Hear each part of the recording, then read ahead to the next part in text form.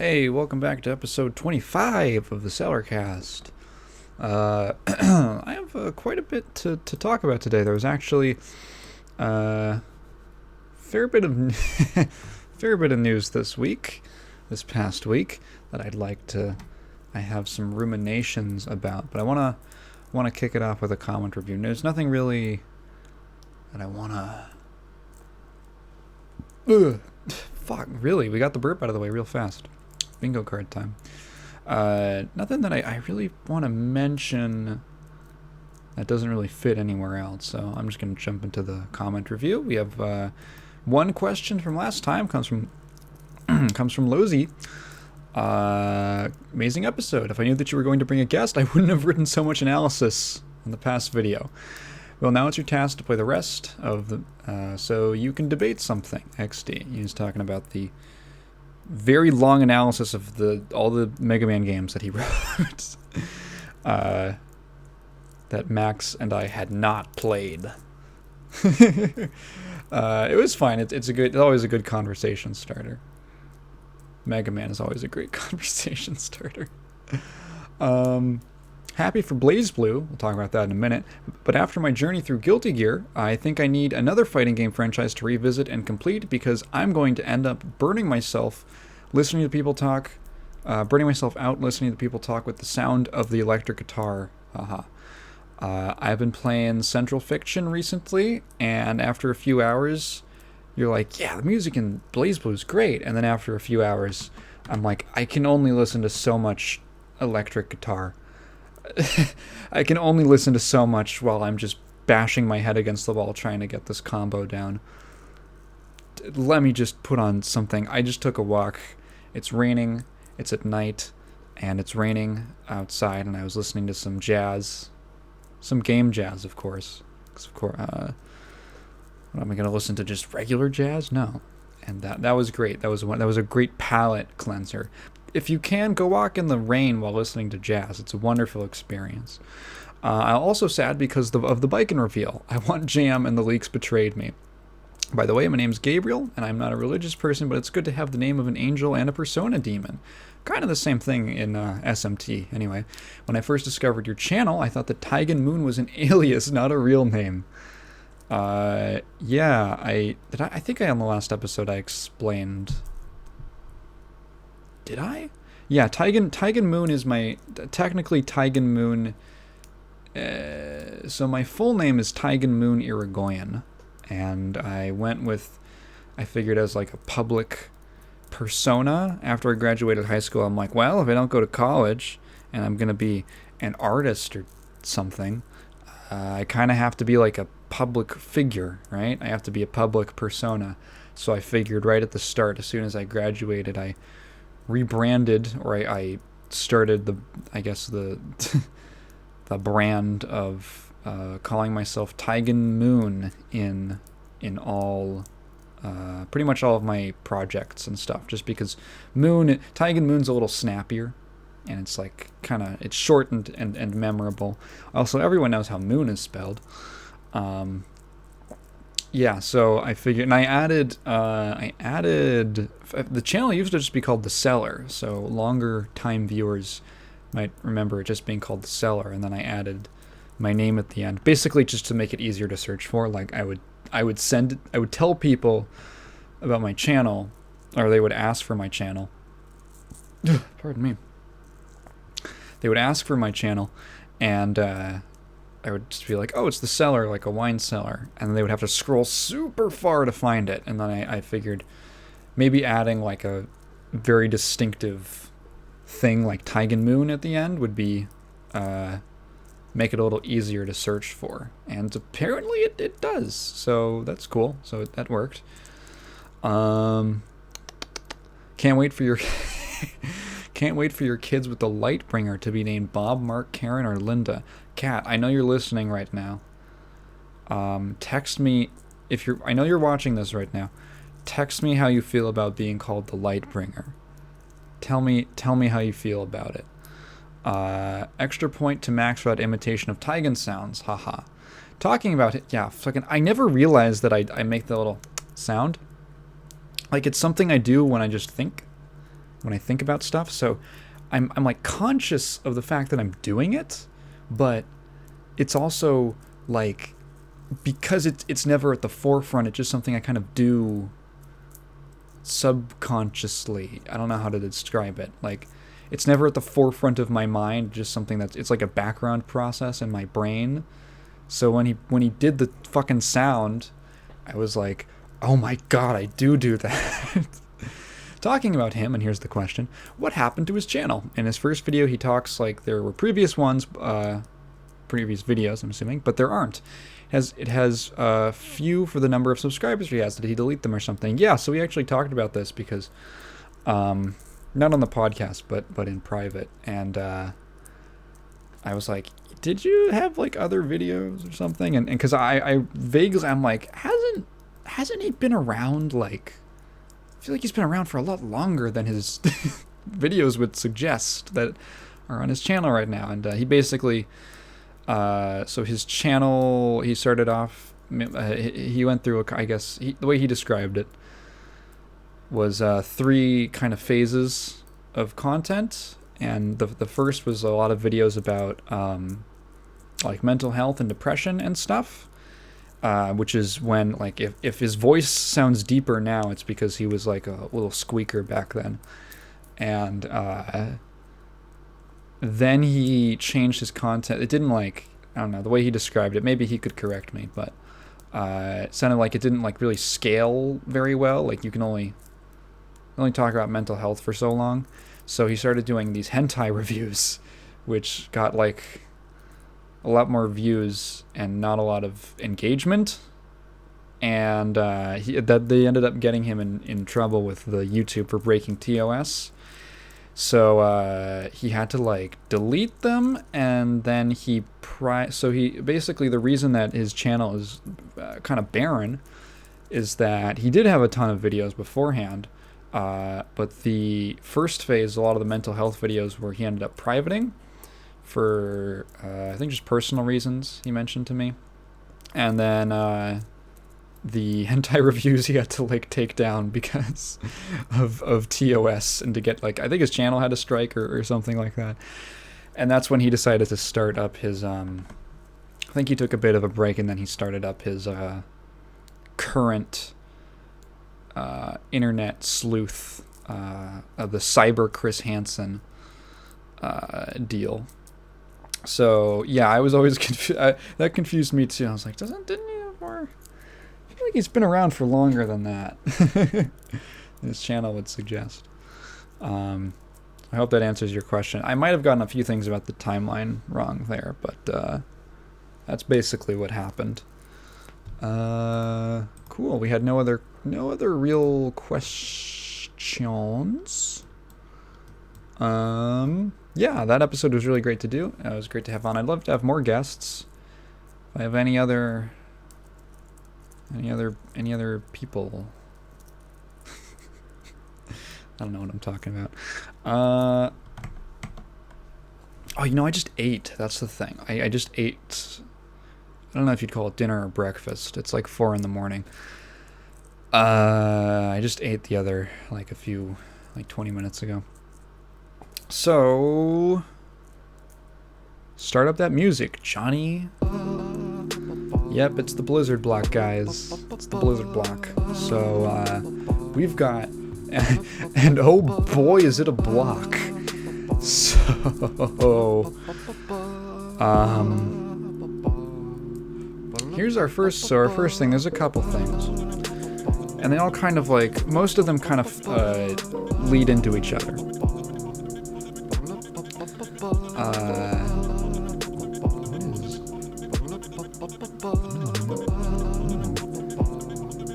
Sorry, there's a news story on the side. I was looking at the Twitter post that I'm going to be reading off of, and apparently India just won Miss Universe. All right. So I got distracted. Sorry. This one's from Jason Schreier.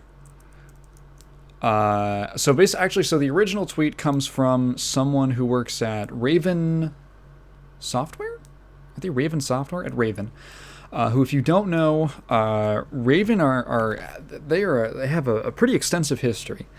They actually started, I don't know what their first few games were, but the first thing that I know them for, at least, is they were the first studio to actually officially license the Doom engine.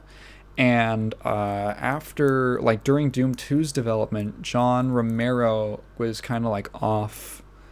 He was kind of like half working on Doom 2, and then the other half he basically went to supervise Raven while they were making Heretic, which is like kind of like a fantasy inspired FPS in the Doom engine, which is pretty good. It's fine. I would call it above average. It's not my favorite, but I think Heretic's pretty good. And Raven in general is a pretty great studio. If I just quickly look up their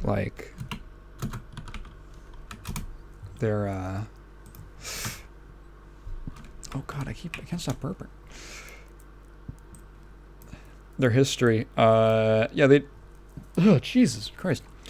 They did so Heretic, Hexen. They did Quake 4, Star Wars Jedi Knight Academy, or Jedi Knight Jedi Academy, and Jedi Knight, the original. Marvel Ultimate Alliance, just running through some highlights.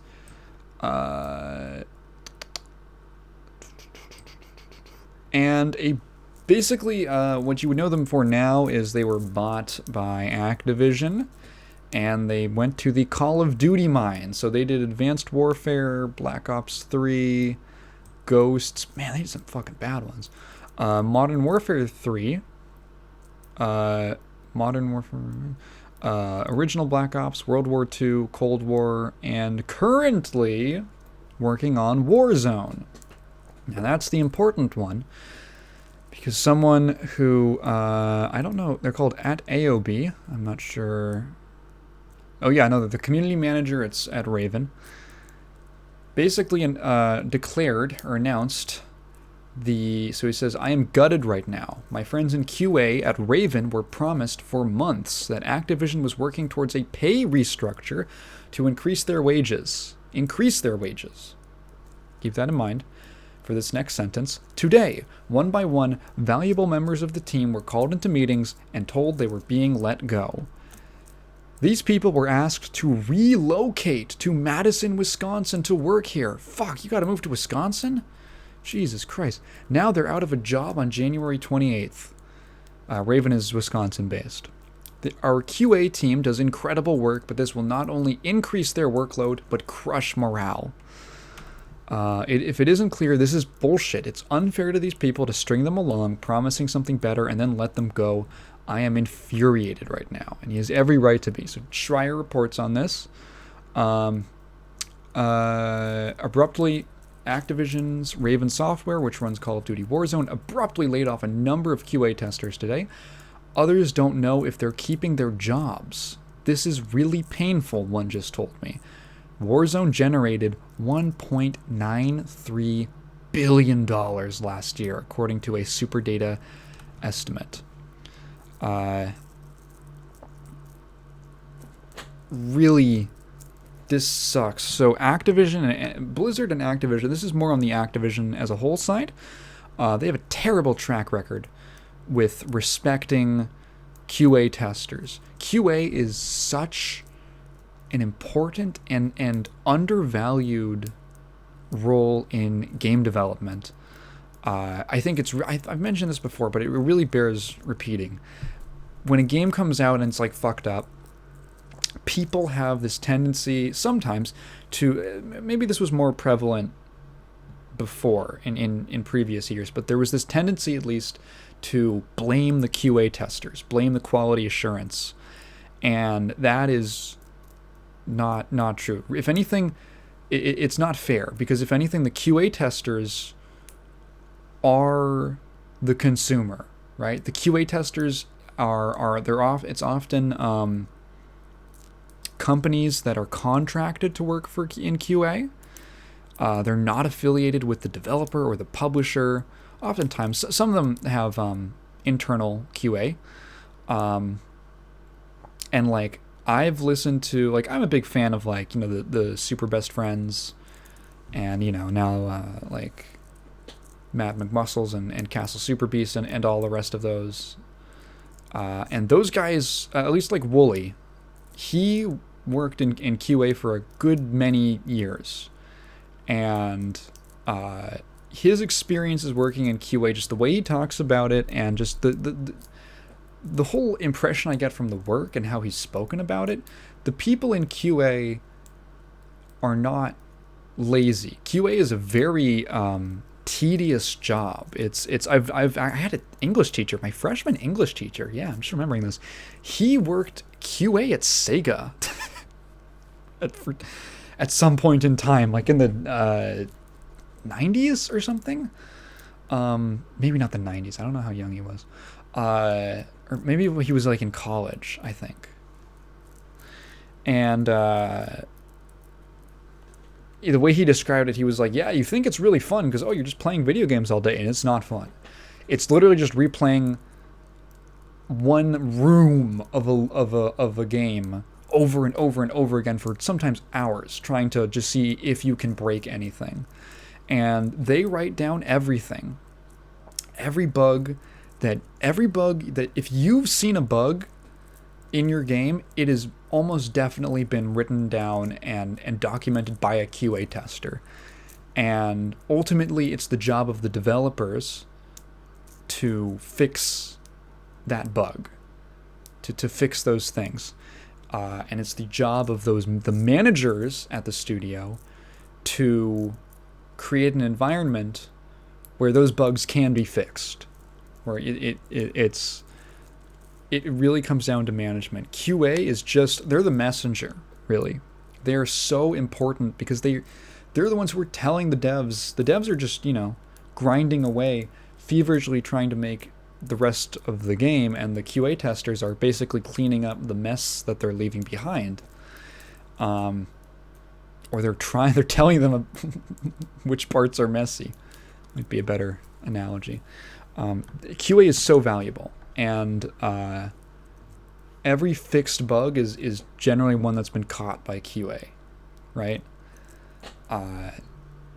And the reason, like, I've heard from WoW players that, like, World of Warcraft is so just, like, unpolished and buggy and, like, fucked up. And the reason is that, like, Blizzard just keeps laying off QA testers. They just keep letting them go and pushing stuff to basically be tested on a beta server by the players. And that kind of like a big hiring or firing decision might come from Blizzard, but it could also just as well come from Activision, or it could be, in cooperation between those rungs on the hierarchy ladder. And this is just, it's a crying shame. It is so unfair, and it's bullshit. Like AOB here says, it's total bullshit. For a game that makes $1.93 billion in a year, at Activision, one of the highest grossing, one of the biggest players in the biggest, literally the biggest entertainment industry on the planet, and you can't pay for QA testers? Come the fuck on. There's no reason to do this. So this leads directly into the next story. So the Warzone development team had a walkout because of this layoff. So this one comes from Kotaku, from Ethan Gach? I don't know. Let's see the original story. There's a bit of an update. Quality assurance testers and other developers at Raven Software are walking out on the job today. So not everyone on the QA staff got laid off. It should be important to note. Only, I don't know how many of them, but too many. There's no fucking reason they had to be laid off in the first place. Also, oh my god, I completely forgot about it. The fact that they were told that they were restructuring for higher pay and then got laid off is such a scum move. It's such a scummy move. Some of these people moved to Wisconsin, no less, to work there in QA of like a tedious job, like a grindy job. And you just laid them off individually. And according to, at least at the time the tweet was written, on the 3rd, they didn't know who was going to be laid off and who wasn't. So some people, the meetings were all individual.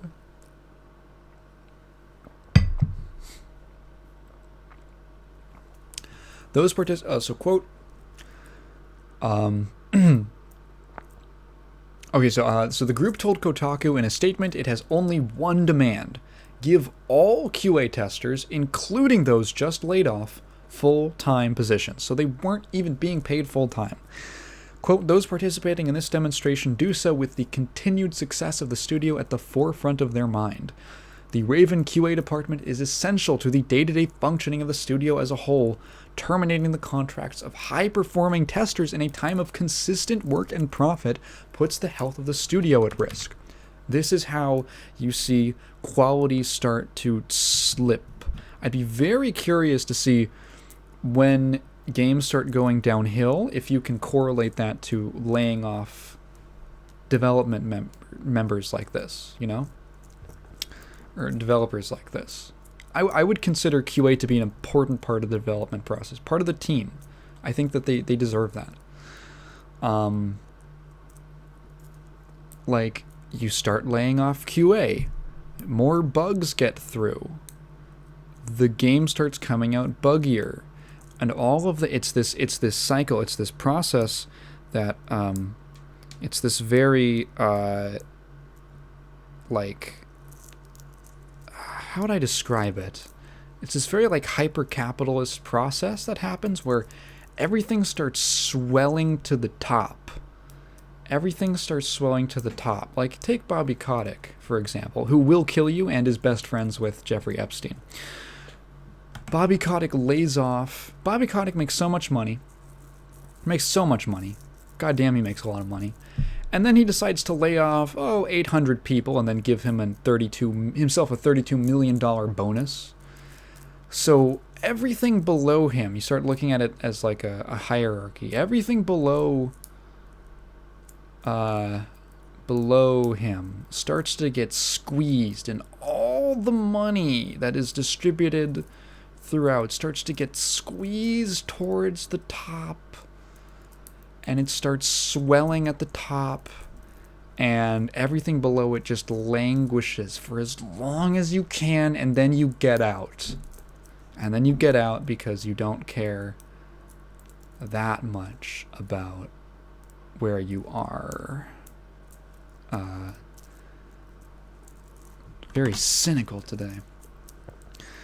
Let's see, which was the first update that they published? So the first update was Activision Publishing is growing its overall investment in its development and operations resources. This is a spokesperson told Kotaku in an email. We are converting approximately 500 temporary workers to full-time employees in the coming months. Unfortunately, as part of this change, we also have notified 20 temporary workers across studios that their contracts would not be extended. I don't know how that makes any sense. So you're going to be converting temporary workers to full-time employees. However, to do that, as part of this change, in your own words, you need to lay off temporary employees. They're not being fired. Their contracts are just not being extended. So they're effectively being fired, but there's a different name for it. As part of the first wave of meetings, 30% of Raven's QA staff saw their contracts terminated, while others await news of their fate as they head into the holiday season. Come on. These personnel cuts come after 5 weeks of overtime and before an anticipated end-of-year crunch, protesting Raven staff wrote. The group said that every QA developer affected was in good standing with the company and had been told back when standard promotions and raises were not given out last March that, quote, positive departmental changes were coming in the future. So all these people are in good standing. They're getting their work done. They haven't had any kind of, broken any kind of company policies that might get them fired or anything like that. No one's in trouble. Everyone's just done their job correctly. And then they didn't get raises. And they said, oh, well, that's part of this plan that we've got. The plan is that we're going to lay you off. Fuck off. So it also said the laid off staff were central to the ongoing development and maintenance of Warzone, which generates millions of revenue every day and is currently set for a big update coming soon. Some of those affected had even recently relocated to Wisconsin without financial assistance in preparation for the coming return to the office following COVID-19 shutdowns. Holy cannoli. So leadership have repeatedly said that these are not layoffs, but a termination of contract. Alongside the walkout, Treyarch, which leads development on Call of Duty Black Ops, announced that all of its contract workers would be converted to full-time. Okay. All of its contract workers. That's nice. Okay. So they released their full statement, which was just kind of like, mostly like restating in one whole thing what I just said. There was an update. Now in its second day, Activision Blizzard workers involved in the Raven walkout say QA from other studios have joined in from offices in Texas, Minnesota, and California, including at Blizzard's Irvine campus. These workers are standing in solidarity with the statement Raven QA put forward yesterday, the Activision Blizzard employee group Better APK wrote. Developers from the Overwatch and Call of Duty studios and others are currently using #WeAreRaven to voice their support for the protest. God, it's so sad. Raven was a good-ass studio. They were solid to like well above average. They made some good ones. And then Activision bought them and they said, you're just going to work on Call of Duty. And then they do this to them. What a terrible company. Activision. What a terrible. Bobby Kotick sucks.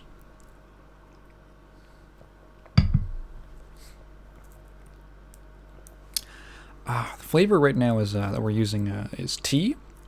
It's really good.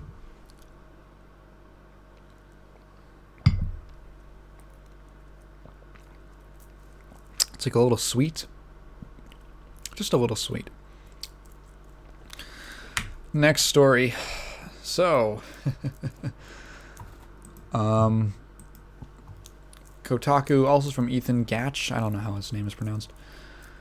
Activision Blizzard devs announced strike fund to support work stoppage. So basically, they're just going on strike, and they've opened a strike fund. That's it. So they have a GoFundMe. I might consider, if I remember, I'll try to link the GoFundMe in the comments or in the description. It's currently raised over $28,000 in just a few hours. This is back on Thursday. Oh fuck, I did it again. There it is. Now I noticed when I do it. Yeah, it's basically it. It's following this, the next day, Activision exec from Ian Walker, Kotaku. Activision exec to organizing workers. Oh, please don't unionize. Please. That's literally the title. I'm not even joking.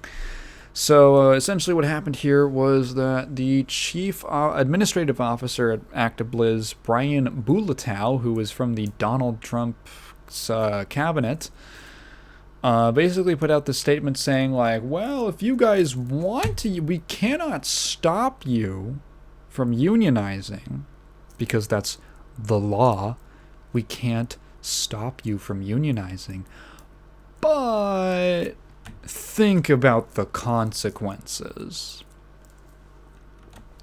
So, there was a communication. So in his statement, he just says, like, there was a communication supported by the Communications Workers of America that asked employees to sign and submit union authorization cards.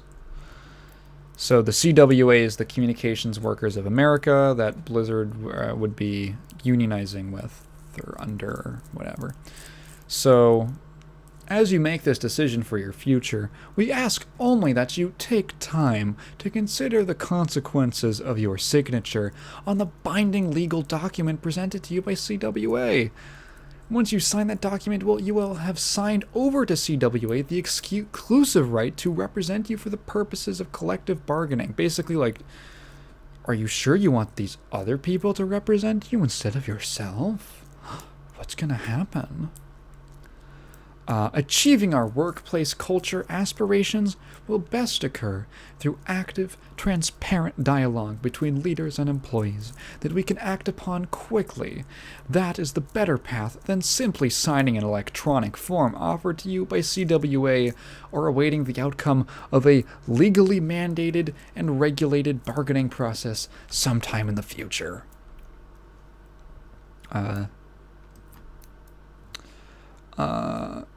Let's see, what was another thing he said? We introduced a zero-tolerance harassment policy and waived required arbitration of sexual harassment and discrimination claims. I know that... So he's just saying, I know that we had policies to specifically to cover up... to cover up sexual harassment, like arbitration, but we got rid of those after you guys... after 4 federal agencies sued us. 3 federal agencies sued us, sorry. We have more to do, and we believe that direct dialogue between management and employees is essential to the success of Activision Blizzard. Oh, fuck off. Oh, you fucker.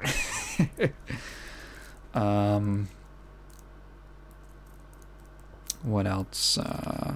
Yeah, it's just this tactic. The tactic, it's very desperate, and I don't think it's gonna work. Let's just work this out with each other.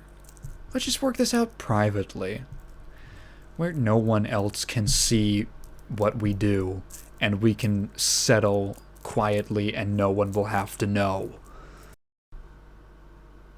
Is it working? Okay, that was weird.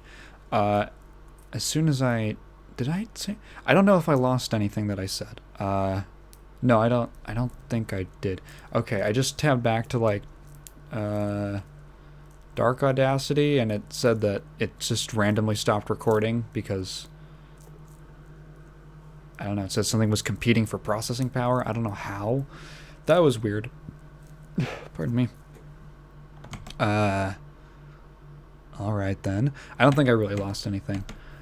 So yeah, it's just this shitty... fuck them. Fuck those guys.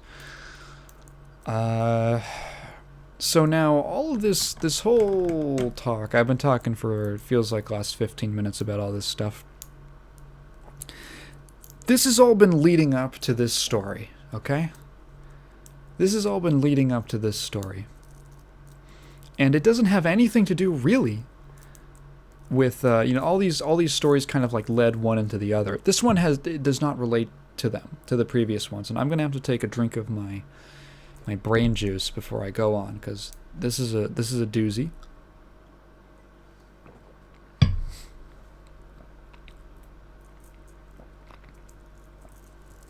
So, I'm just going to read the headline. This one comes from The Gamer, from Sean Murray. Activision Blizzard employee claims she had breast milk stolen at work. So, I'm going to read that again. Activision Blizzard employee claims she had breast milk stolen at work. Stolen. So there's a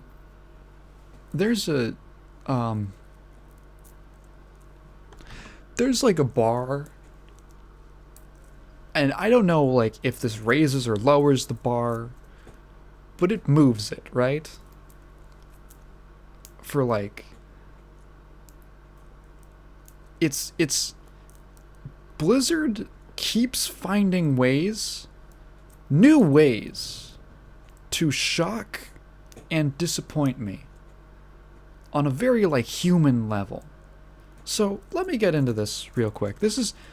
I read this and like I had to go like sit down for a second and just kind of reflect. I heard like Guts theme playing. Boom boom boom boom boom. Boom boom boom boom.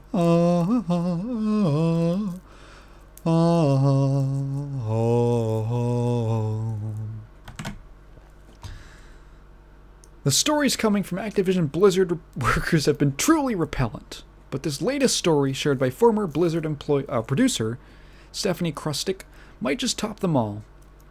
According to Krustic, who worked at Blizzard Entertainment between 2006 and 2020, she had several bags of breast milk stolen while she was working in the building.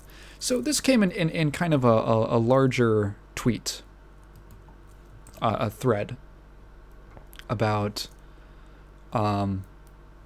it was like a thread. It was also like a text document that was just shown as one big image about like the quality of, you know, life for pregnant women at Blizzard. So now mind you, because this is America, and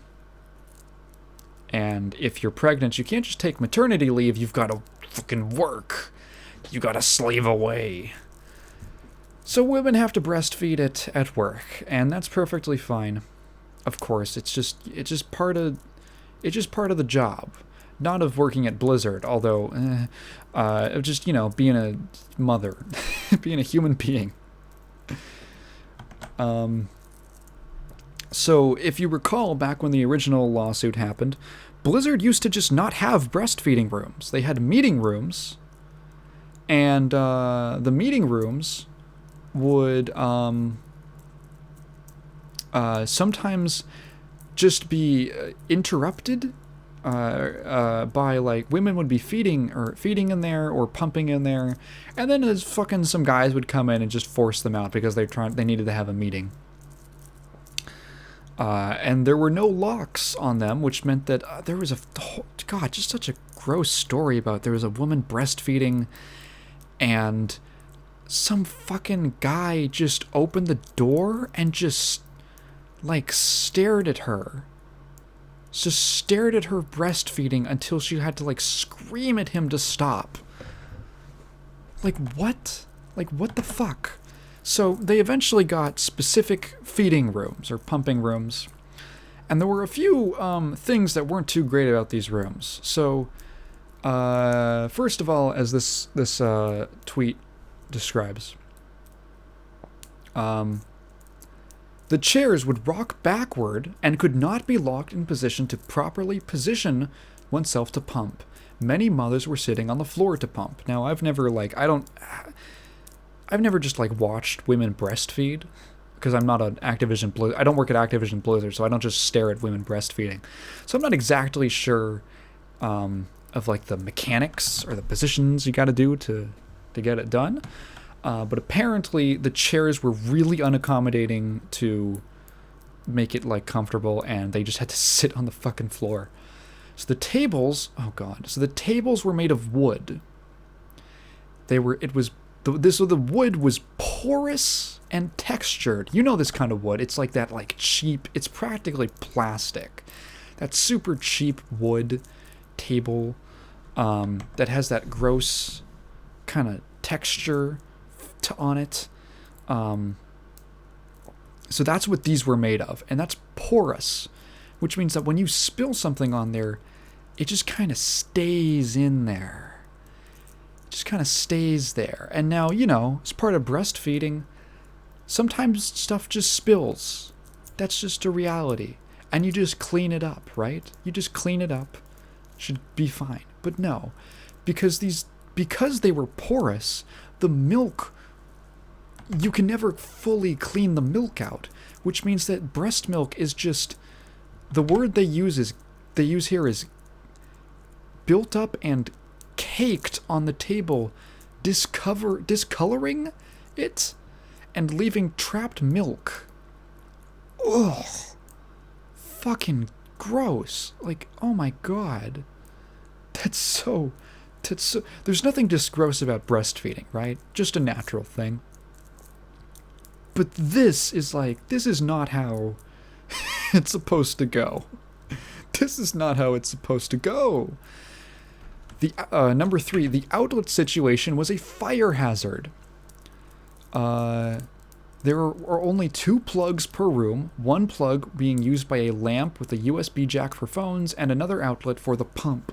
No outlet for laptops or extra table space to place a laptop for pumping moms who wanted to work or watch a show while pumping.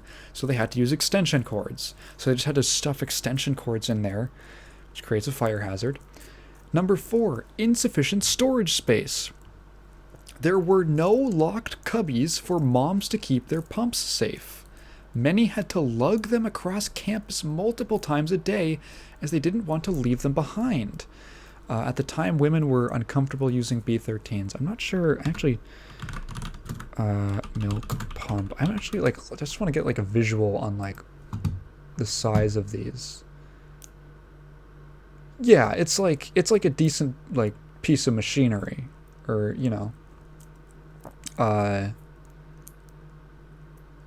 it just seems, at the very least, I'm sure some people would be embarrassed by it, but at the very least, it's cumbersome, right? You basically have to bring a bag. If you just look up a breast milk pump, you have to bring a whole bag just for these, just to carry this around, because there's no place to store it. What is a B13?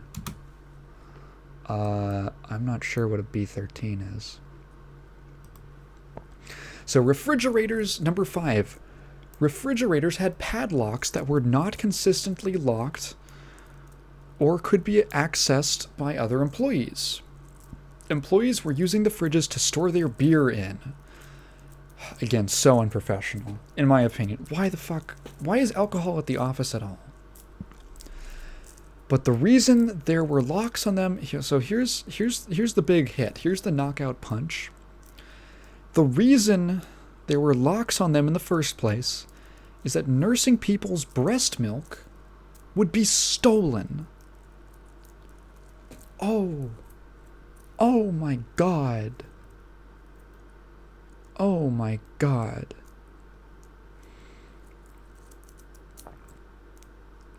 Okay.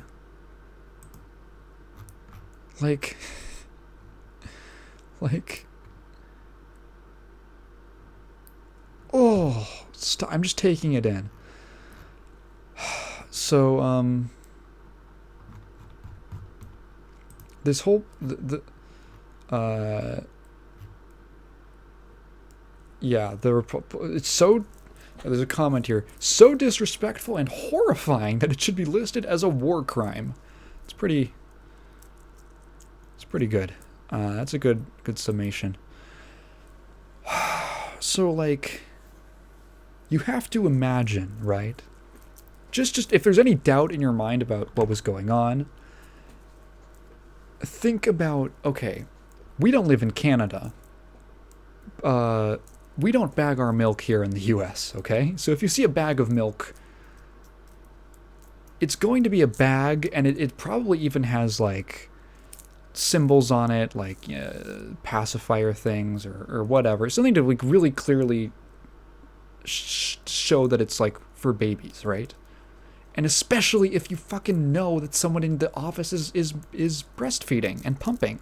You should know this, right? Some people make the claim that, they were just throwing them out because they thought it was bad or something. No reason. First of all, why are you doing that? It's in a bag. It's sealed. It's not contaminating anything else. And it's obviously a really, you can't confuse this with any kind of regular milk. What milk would come in like a bag like that, right? Nothing. Which means that if you're taking it, you have to be taking it. I don't even want to suggest. I don't even want to go there. I just don't even want to talk about it, right? It's a fetish thing. I'm gonna say it's a weird fetish thing. If you're into lactating, whatever. You can be into weird stuff, okay? I don't mind it. Really.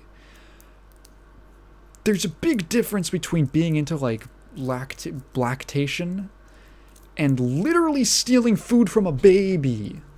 Like sometimes it happens where a baby, a newborn, doesn't take immediately or take at all to breastfeeding, right? Like to direct breastfeeding. And it's just straight up, this is like a medical fact, it's always better for a baby to have natural breast milk as opposed to formula. It's always superior to have natural milk. So it's really important that mothers be able to pump their own milk so that their babies can eat. This is beyond, there's like taking candy from a baby, and then there's taking food from a baby. It's so heinous.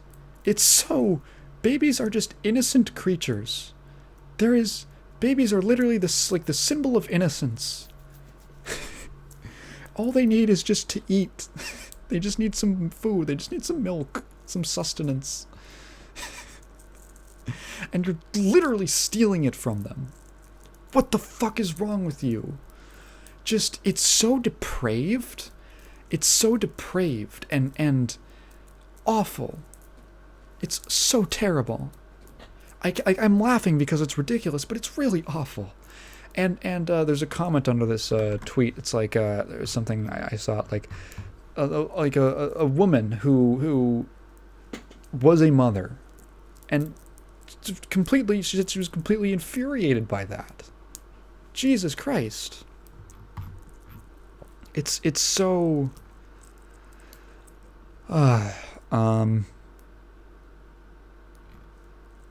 it's so bad. And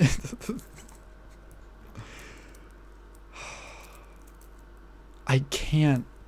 It's so I'm sorry, but like I don't have much to say, but it's just stunning. It's the stone cold stunner to my senses. To not only be such a weirdo, such a fucking bad dude, that you would sexually harass women or something, but that you would steal their milk. What the fuck? It's a new low. It's really a new low. And here's the problem, is that we don't know who did it. We don't know who did it and who didn't do it, right? That lady who talked about this, she worked there from like 2006 to 2020. That's a long-ass time. That's a really long time. Any Blizzard employee, from now on, every Blizzard employee you see, they could be the breast milk thief. It could have been them. You don't know. Who stole the breast milk? But who stole the breast milk, Bobby? Fuck. Oh, dear Lord. God, it's so bad. I don't...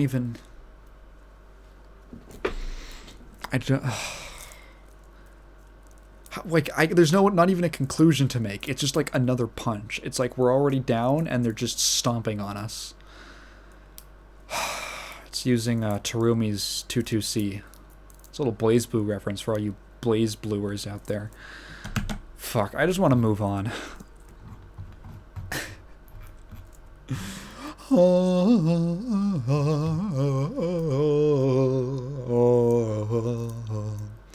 Man, this is why we need a union. I say we like I'm in the games industry. They need a union. We're going union like they say. We'll buy the congregation, then one day you'll find us sitting in your chair with big ideas of stocks and shares. It's Beachside Property by Modest Mouse. Had to cleanse my brain a little bit. Next story. Peter Molyneux's next game is a blockchain business sim featuring NFTs because the future sucks. Man, Peter Molyneux, Stefan Molyneux, isn't he a political guy? Peter Molyneux fucking sucks. This guy sucks. This one comes to us from, man, Kotaku's really pumping them out today. Hopefully their articles don't get stolen out of the fridge. Fuck me. Zach Zweisen from Kotaku. Kotako. Have you been wondering what old Peter Molyneux's been up to lately? Well, in a move that very few will find surprising, the infamous designer is jumping into the world of blockchain gaming and NFT bullshit. His next game, Legacy, is built entirely around the technology and crypto gaming. So this is the new 22 Cans game.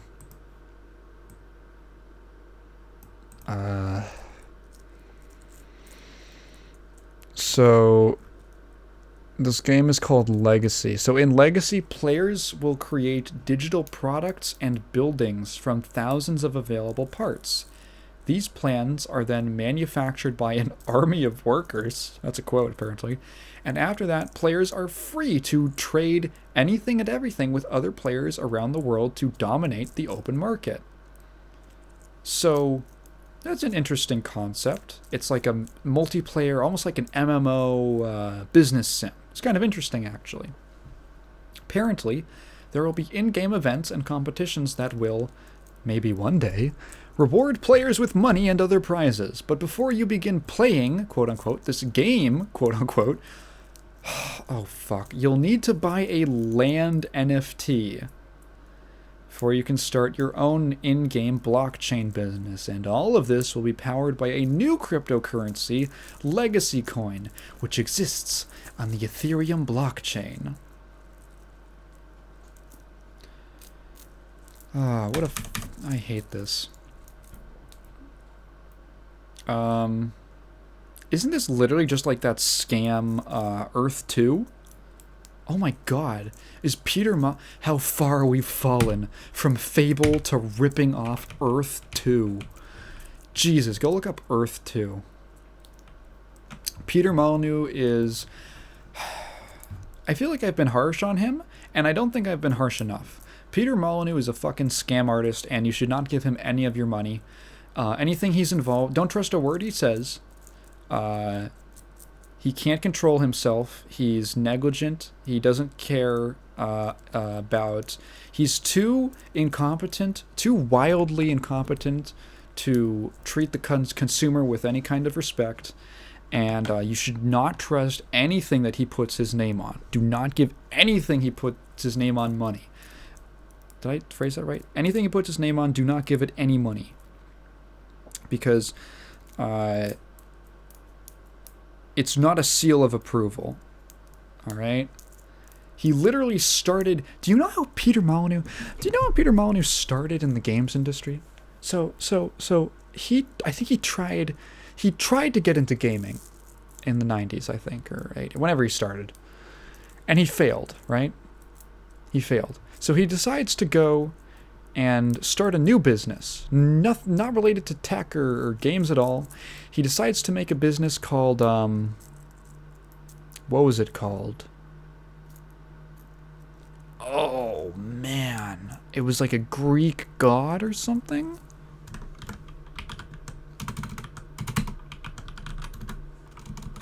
Fucking, let me type right. Peter Molyneux.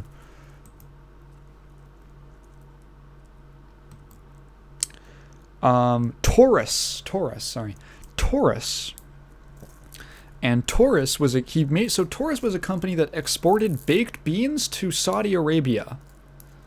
I'm not kidding. That's what he did. A company that exported baked beans to the Middle East. So then there was so Commodore International, the computer company, mistook his company, Taurus, for another Taurus spelled slightly differently. And the Taurus they were looking for was a company that made networking software. And they go to Molyneux and they said, hey, you're from Taurus, right? And he said, yep. And they said, do you want to make some networking software for us? We'll give you all these free computers.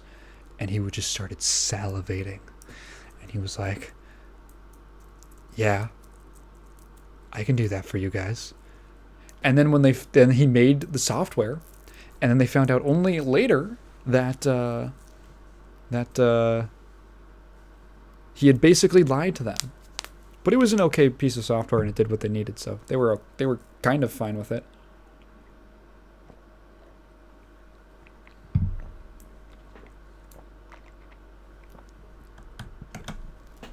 He literally got his start in the industry by lying to people. Amazing. Amazing. Molyneux sucks.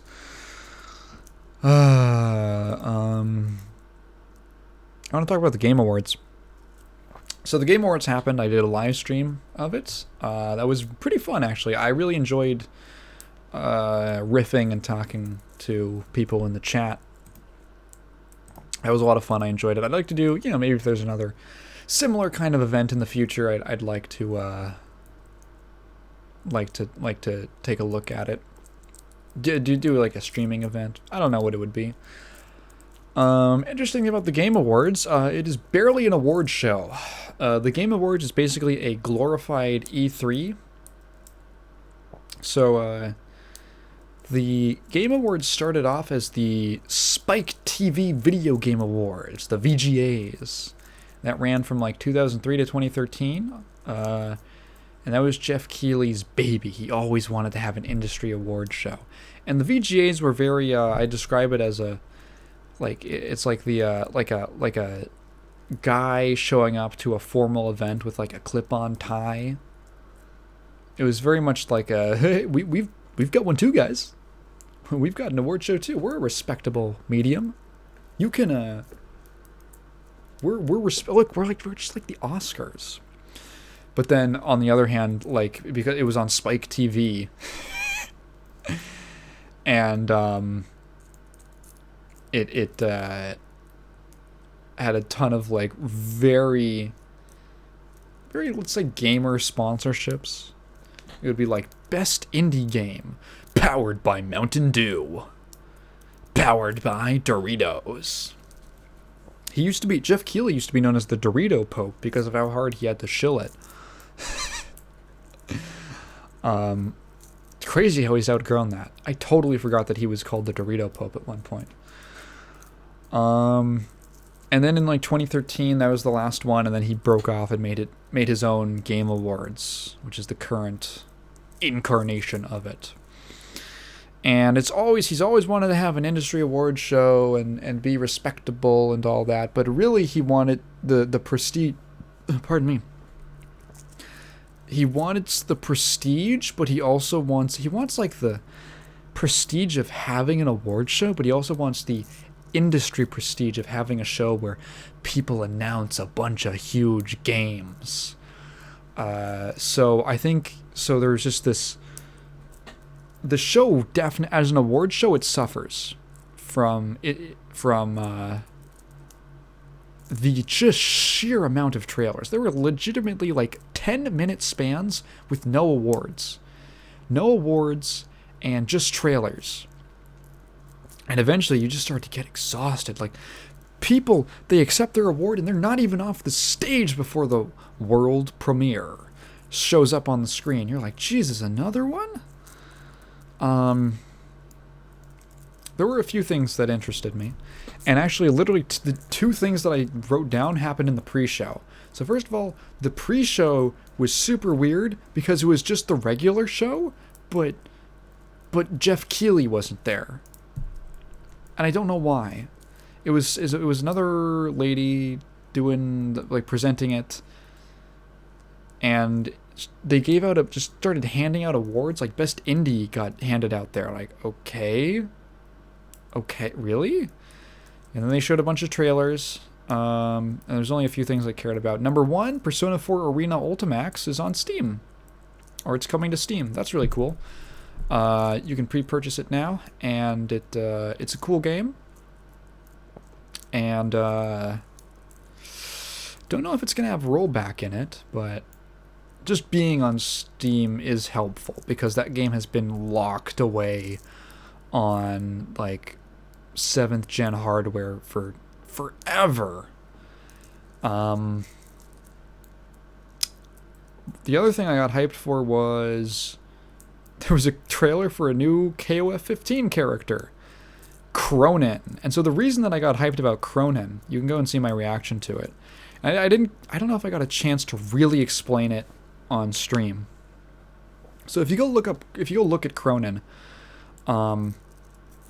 Cronin is obviously inspired by, and we don't know the deal with his lore or anything yet, but very obviously he's an homage to a character, at least an homage.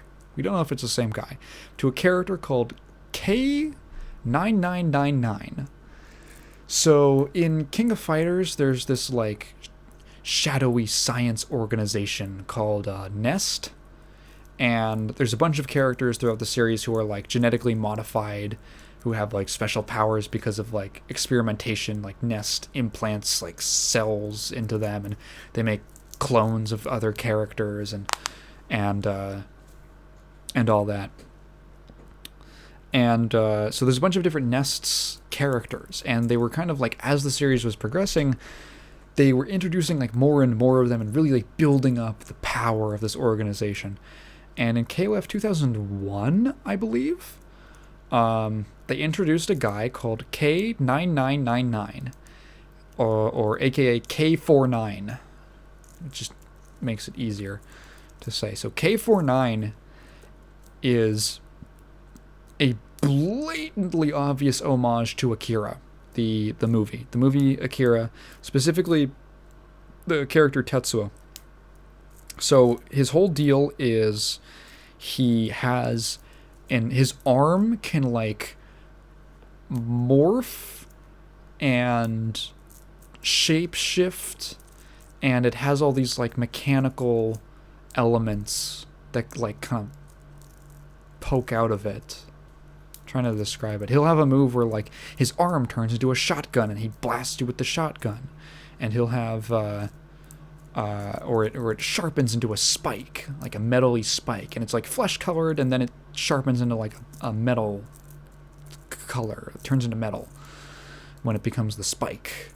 And then he just straight up has like a super where he throws his arm forward and it just like expands and just, it's the scene, like the famous scene from Akira where Tetsuo, like his arm becomes that like weird goop and he just like shoots it out, and it's just like this big, I don't know what you call it, like a trunk of like flesh and metal. K49 has literally that exact same move, and he has lots of voice lines, and the names of moves are like direct references to lines from the movie. And now no one knows exactly what happened, but after 2001, K49 just kind of disappeared. He just kind of went away. And no one knows exactly why. The theory is that someone from either a production, like the producers of Akira, or someone involved, approached SNK with legal threats. Because copyright law is very weird in Japan because there basically is no copyright law. But it could have been that. It could have been they were just scared of it. I think they've publicly said that, like, no, nothing ever happened. But, you know, would you want to admit it? Because it's very weird because he's basically been memory holed right? He's been scrubbed from all the records. There was like a KOF commemorative art book or something that released, and they had like all the Nests members, and then K49 is just blacked out. Where is he? Who knows? And so King of Fighters 2002 comes out, and I actually don't know if it was in 2002 or 2002 KOF 2002 roster. But there was I'm trying to, was Nameless in here? So KOF 2002 was kind of like man, this is a great cover. The original KOF 02 cover. So good.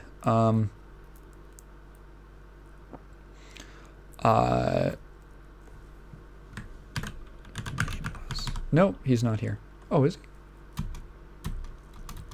Oh, nope, he's not. Okay.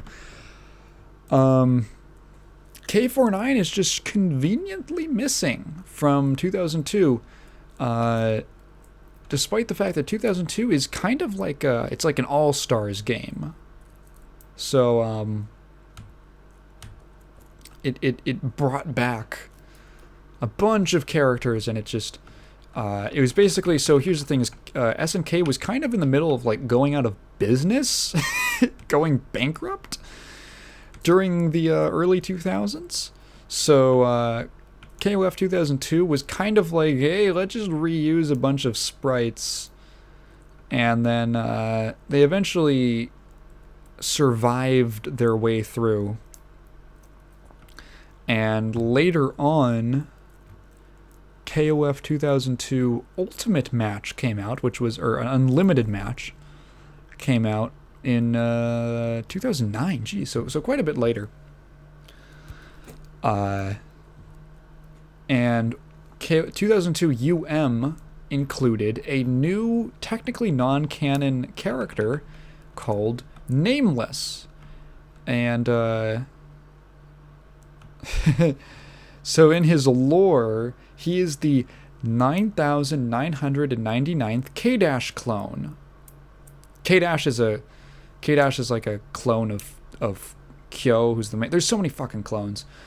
Anyway, so that's a pretty obvious reference. He's the 9,999th clone, and he is like he sort of retains a few similar things to K49. Like he's got the same kind of like shape-shifty stuff, but his powers are kind of like he uses like fire and ice, but the ice is lot more like acts a lot more like metal or like steel, and it like shape shifts and stuff like that. He's basically took a lot of K49's shape-shifting stuff and just made it like vaguely ice themed, and then got a bunch of fire moves. So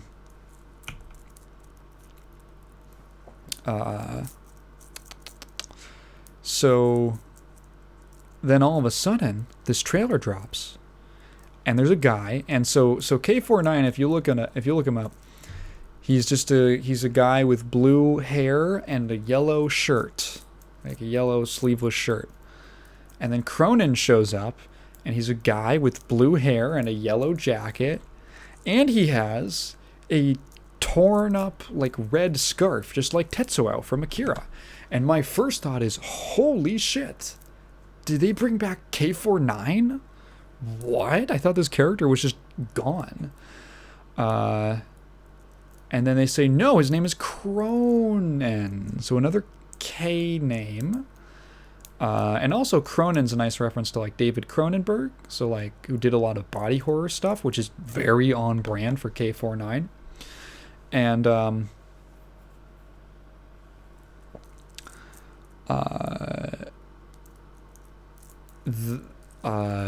they kind of replace, instead of having the flesh arm, it's more like it's more like metal shape shifting.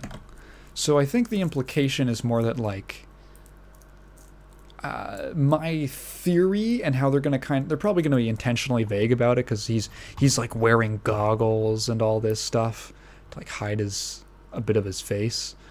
I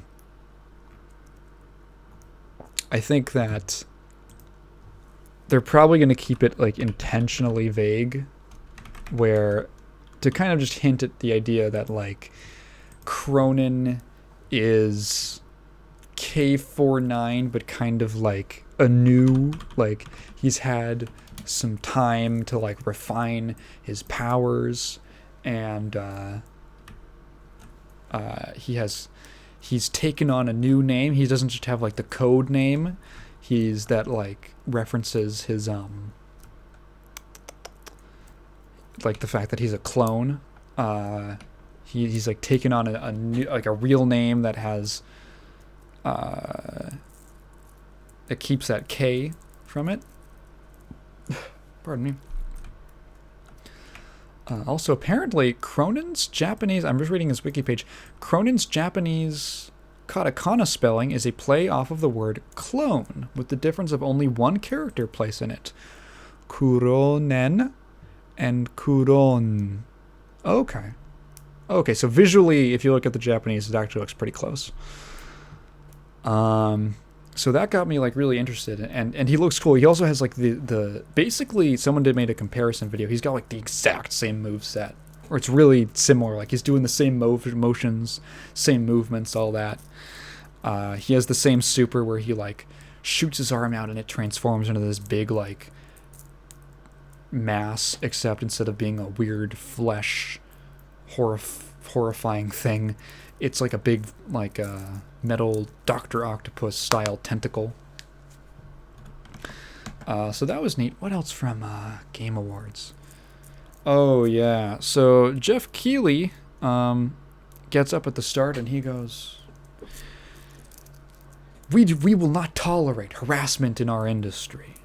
And if you experience or see harassment, then speak up and call this number or this email or whatever the fuck. We need to work together to weed out harassment in our community, in our industry. And anyway, here's a brand new Quantic Dream game. That fucking trailer was the best joke of the night. When you see this incredibly rendered trailer for a Star Wars game, you're like, holy shit, what is this? Dude, what is that? You're like getting hyped. You're like, oh man, this imagery, this soundtrack with like the drums, it's gorgeous. It's so cool. The atmosphere, the lighting. I love this. What is this? And then you see the logo and it's a Star Wars Eclipse. And you're like, whoa, what's this gonna be? Quantic Dream. You're like, oh. It like took the air out of my lungs. I think on the stream you can literally see my eyes pop out of my skull. I couldn't even say anything. It was so funny and kind of sad at the same time. Quantic Dream, if you don't know, was they've got their own sexual harassment and just generally being toxic kind of problems in their own workspace for years. And then Keighley made a big fucking show about not having Activision Blizzard featured at the Game Awards because of what's going on. But hey, I'm happy to show a Quantic Dream game. I maybe it's harsh, but Keighley, is it mean-spirited? Is it too much to call him like a mealy-mouthed industry shill? I'll call him that. I think he is. What else? Space Marine 2! Warhammer Space Marine 2, the game that literally only I was excited about. So here's the thing. I really like Warhammer. The problem is, I think I've talked about this on a previous episode, but the problem with Warhammer is that the lore is so cool. But the main game, like the tabletop game, it's not as like a storytelling medium. Like there's a ludo narrative, but it's not like there aren't really like characters. Like there are, but you know what I mean. It's like I want something that's like narrative. I want something narrative in this world. So I went out. I have a huge fucking Warhammer book. The Founding by Dan Abnett, great book in the Gaunt's Ghosts series. And so it's like, okay, so what about video games? What do they have to offer? And 99% of Warhammer games are strategy games and like RTSs. It's like, okay, that's nice, that's cool, but like, can we have something else? Like, there's so much cool stuff in this universe. There's so much potential. And when everything's just like a strategy game, it gets kind of boring. And there's this game, it's called Space Marine, and it's a really solid, really cool, like, third-person shooter following like a squad of Ultramarines. And it's really cool. And it's a huge breath of fresh air. But there was this, like, it came out, when did that game come out? Warhammer Space Marine 1. 2011, Jesus Christ, it's been 10 years. So people were just kind of resigned to the fact that there's probably never going to be a sequel. Okay, we'll just, take the original. And then bam, out of nowhere, Space Marine 2. Holy shit, I was so excited. The trailer was great. It showed a little bit of gameplay. I'm okay with it. I just thought it was cool to see, like, as soon as I saw it, like, I saw it opens with, like, a shot of, like, the ship flying overhead into the city where this battle's taking place. And you can see the Space Marine, like, core, or the Space Marine emblem on the ship, and I immediately recognized it. I was like, sorry? Hang on. What? Because there was DLC for Vermintide, Warhammer Vermintide, and that's Warhammer Fantasy, it's not 40k. And I remember, like, earlier on I'd been like, when I was watching that, I was like, okay, can we just get, like, a Space Marine 2? And then this trailer shows up, and I'm like, no way. No way. No way. And I'm literally waiting the entire time until the title drop when it says fucking Space Marine 2, and I jumped out of my seat. I was so hyped. It's gonna be fucking Space Marines versus the Tyranids, which, if you don't know, are basically what the Zerg ripped off in StarCraft.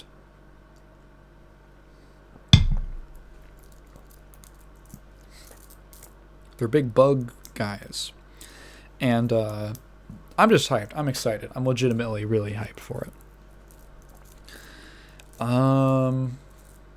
There was, like, nothing. So the problem I had with the Game Awards is that, like, because it's a big event. So as I was watching it, all the trailers were just blurring together. Just absolutely blurring together. Everything felt like it was a third-person shooty bang game with like you could make a bingo card off of these, like, third person shooter.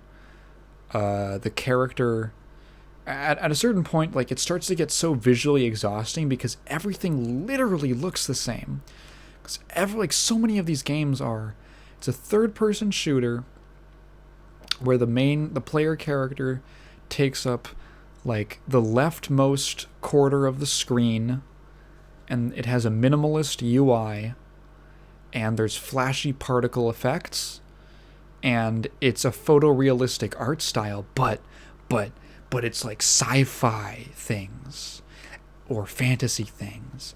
It's like a realistically rendered sci-fi monster. Look at how unique this art style is. Look at how cool that is. It's like I've seen so many quote-unquote unique, crazy monster designs over the years that none of them just... It doesn't... you'd have to make something really... really crazy, really interesting to actually, like, stand out, I think. And, like, okay, like, why is that? Because It's the style of the time, but mainly this is a big event, right? And it draws in, if it's a big event, there's going to be companies pushing what they want to be big games. They're pushing big projects. So if you invest a lot of money into something, you've got to make a lot of money back, which means that you have to make it mainstream. And what appeals to a lot of mainstream people? Third-person shooter photorealism, but with fantastical elements.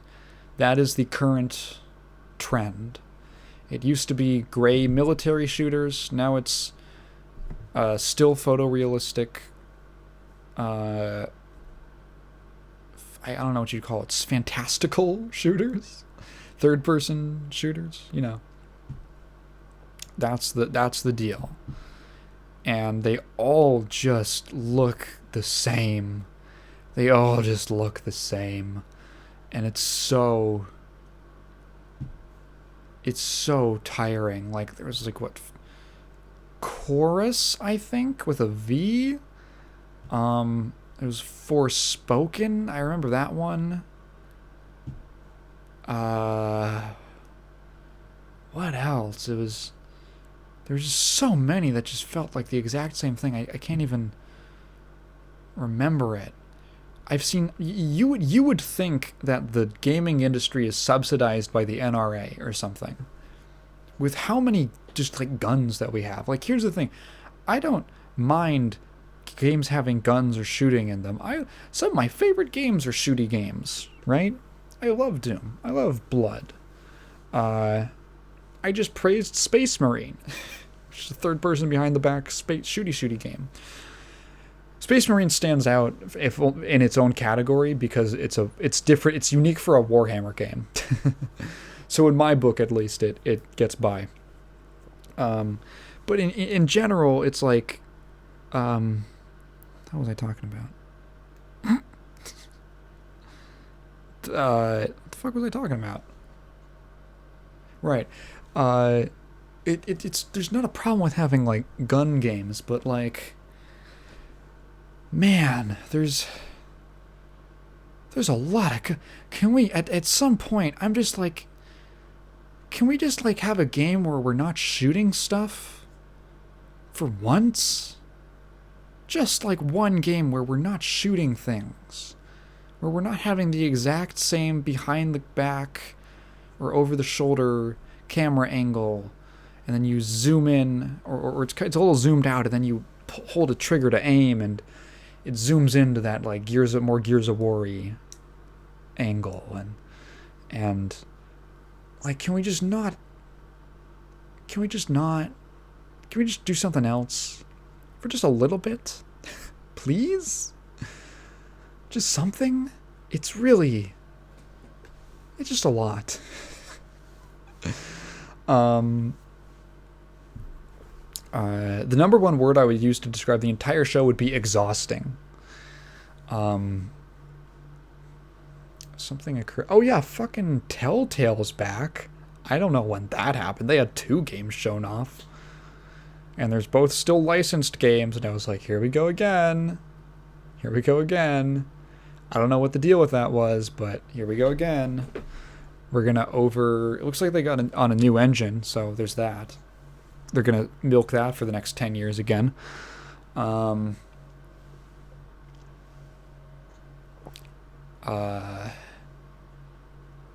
wasn't like 10 years. Let's see, when did Walking Dead 1 come out? Like, how long were they using that engine? Maybe it literally was like 10 years. I don't remember when they started using it. Walking Dead was like 2013, 2014, I want to say. They went bankrupt in like 2018? 19? Something like that. It's like 5 years at least. So I can't wait for them to milk the same engine for way too long and overextend themselves with too many licensed projects, just accepting every single deal they can. So, yeah, do I really want to talk about Game Awards anymore? I think if you watched it, you knew how few awards there were. It was so strange. So my theory was that they would do this weird thing where someone would win, and then the little voice would come on the stream and be like, "This game also wins in this other category," and you were like, "Did they already present that? Am I forgetting? Did they already present that category?" No, they never presented it. So what I think happened, my little theory, is that they knew who the winners were beforehand, of course, and they looked at which games or, whoever, which nominees won multiple categories, and then they just picked, like, okay, let's only do, like, one, so that they, for most of them, because we need to cut categories for time to show more trailers of a game that looks like 5 other games that were there. So what we'll do is we'll cut some corners and just add in like a little footnote. Oh yeah, they also won in this category.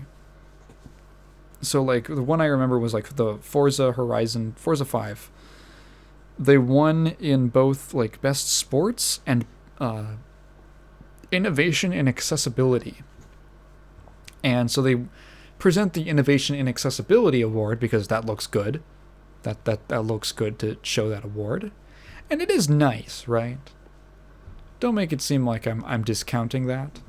Because I'm not. Accessibility is very important in games. Very pro, that stuff. Options for people. Just to make it easier for them to play games. That's great. I'm just saying I think the thought process was, oh, it looks good to have the accessibility award. So let's skip over the best sports game because people don't really care that much about sports. And they did that for a lot of awards. And if it wasn't that, all these categories we could just get kind of like hand waved away. Like the one award I was waiting for was best fighting. Because of course, right? The one award. Because I was like, fucking don't let Demon Slayer win best fighting game. Just give it to Guilty Gear. It's the best one. It's the best fighting game of the year. Come on, give it to Strive. And Strive did win, but the announcement was Jeff Keighley got on stage and he just read off like 5 categories in a row. It was so weird. Like, could you not get them in the building? You couldn't even get them on a Zoom call? You couldn't get fucking Daisuke Ishiwatari to accept an award for his, like, baby? Guilty Gear is his baby. It's like his, literally the embodiment of him as a person in a video game. And you're telling me that he wouldn't want to accept an award? Maybe he did. Or maybe he didn't, Maybe he was busy, but not even someone from, like, Arxis US, right? Like, just somebody. Come on, Jesus. Also, Strive didn't get nominated for Best Soundtrack, which is weird. I love Strive's soundtrack. It's not everyone's cup of tea, but it didn't even get nominated, which is really strange. Like, one of the big memes of Guilty Gear is that it's an album that comes with a bonus fighting game. Because every single, especially like if you listen to Strive's soundtrack is literally just like a 16, 17 track album with like lyrics and everything. And it didn't get nominated. It's super odd, but okay. But the Guardians of the Galaxy game did. Huh. Okay. Yeah, just very, like, pretty transparent in that this was just a corporate event to show off marketing. It's a marketing event. The awards part is just a facade. It's just a nice little sham. to make it seem like it's more prestigious than it really is. Dream won Best Influencer. That was so fucking funny. That was so funny.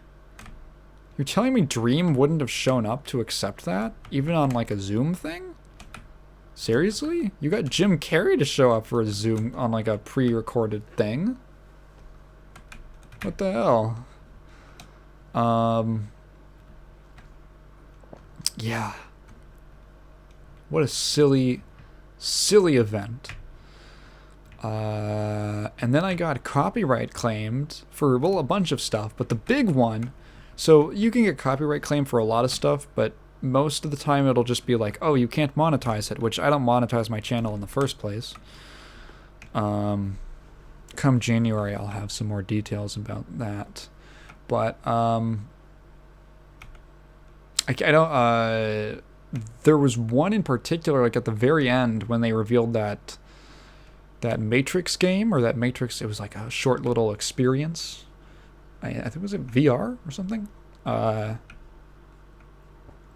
They played a scene from the new Matrix movie that was literally a minute long, and I got claimed for that, which I was expecting. But the claim made the video blocked worldwide, and I was like, oh, god damn it.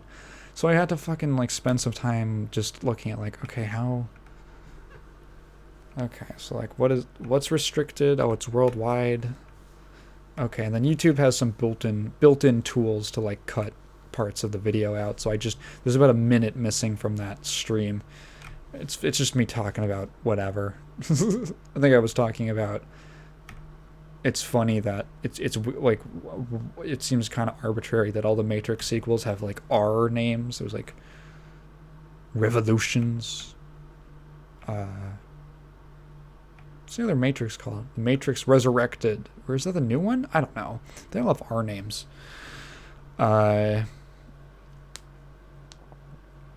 Reloaded. Isn't that one of them?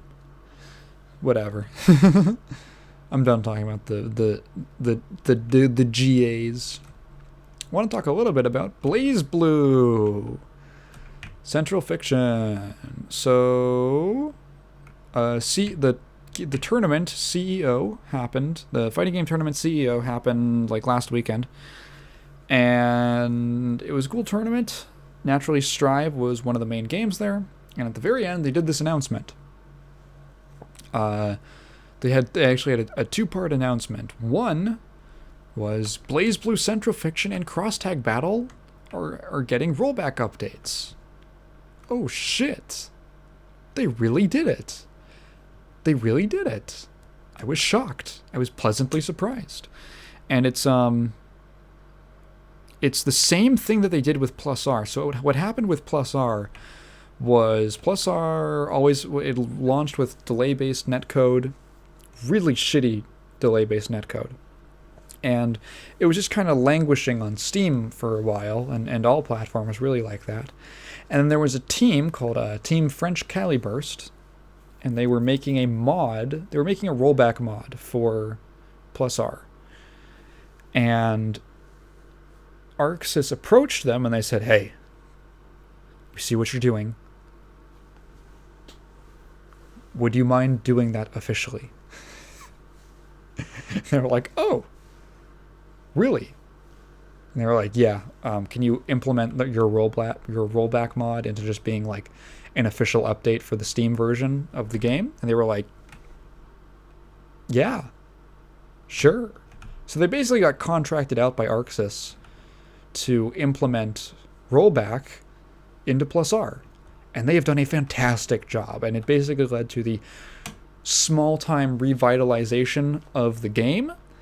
Obviously, interest died down after a while. That happens to every game, but the great thing about rollback is that it basically lets a game live forever, because anyone can play anyone, because it makes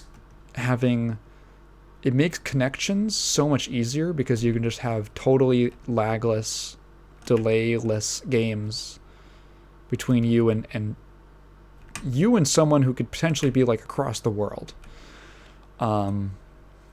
Like you can have a playable experience up to like 250 ping, which is ridiculous. Like server-based games can't do that.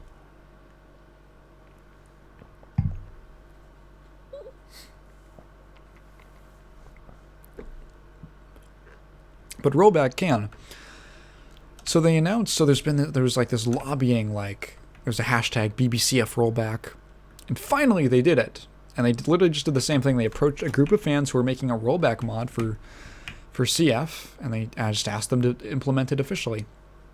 Super cool, super forward thinking on the part, especially for like a Japanese company who are usually very conservative in taking a risk like that. I mean, this is something that we haven't even really seen Western developers or publishers do. Like officially implement a mod into our game. Like that's pretty out there, but they did it, and they have only gained appreciation, well deserved, I think, and sales, right? Sales of their game.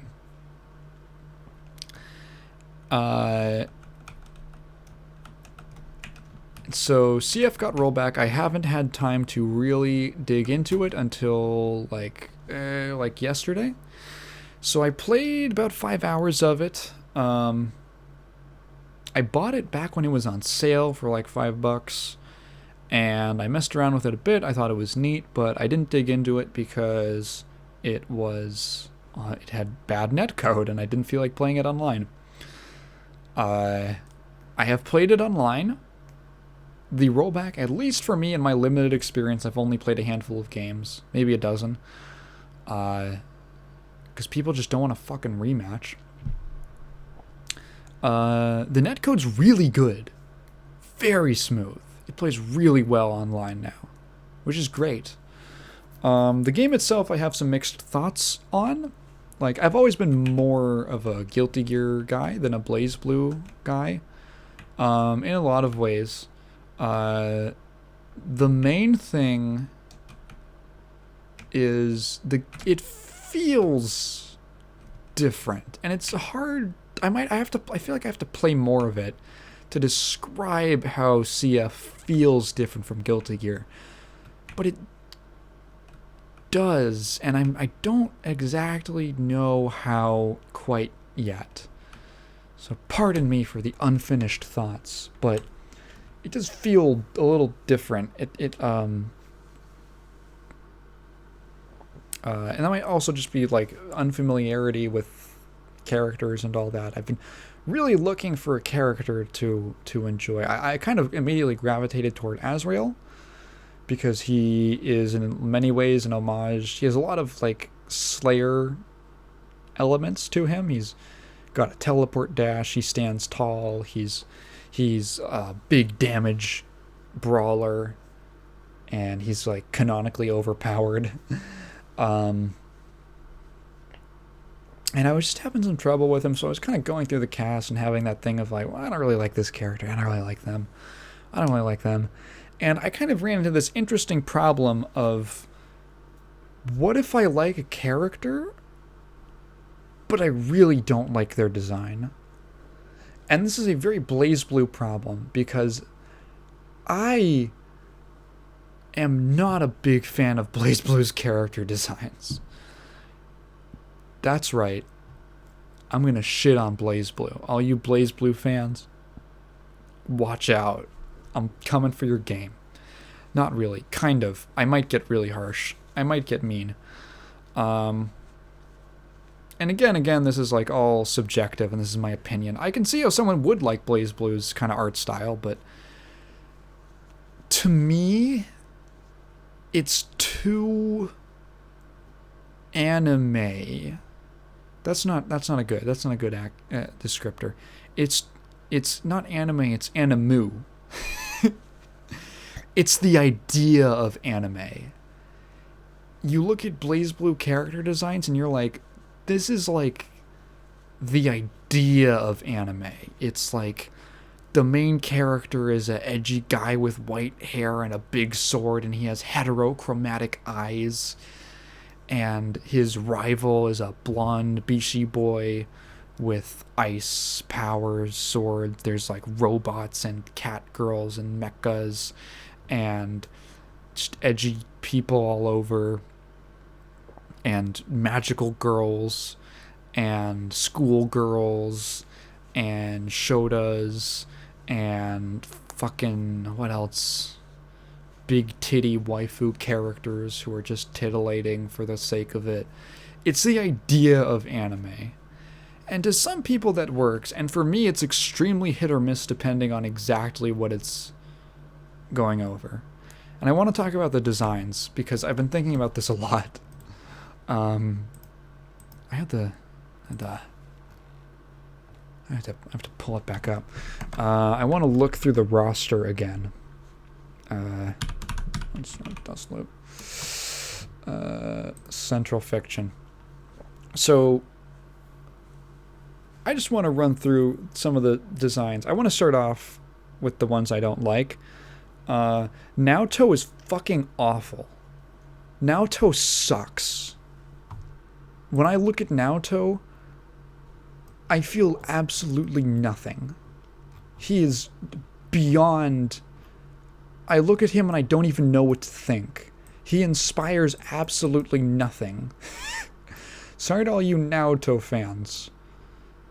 But just, he's a guy, like, what is he even? He's got a shirt and pants. He's Shiki. He's Shiki from Melty Blood. But Shiki at least has the excuse of the thing that he's from is intentionally, he's supposed to look plain and normal. And that's the idea of, like, Melty Blood and really just Tsukihime in general and Type Moon in general. The human characters are supposed to look very normal. Naoto has this thing going on where he's got these crazy fantasy clothes. Like, he's got this black shirt with these like this like shoulder gauntlet or shoulder thing armor, and like a cross necklace and these belts and straps. Like, he's so overdone, but at the same time there's absolutely like nothing to his actual design. There's just nothing there. He's like the epitome of all those incredibly generic school uniform designs in like a lot of like 2000s anime. Or like there was this period in anime where high school stuff started, I don't know, I wouldn't say it was blowing up, but every single like series had to basically reinvent the wheel on the high school uniform. And it always just looks awful. Not always, but a lot of the time it just ends up looking like you were trying to be different, but you ended up looking boring. Who else don't I like? I think Mai looks horrible.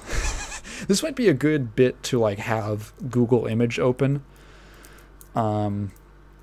Just to look at what I'm talking about. I think Mai looks really bad. She's another character where I don't understand, like, she has a spear and that's it. The whole side of her outfit is just open for some reason. Her color palette's fine. I will say that, like, color palette wise, all the BlazBlue characters are really nice. They all have really nice color schemes.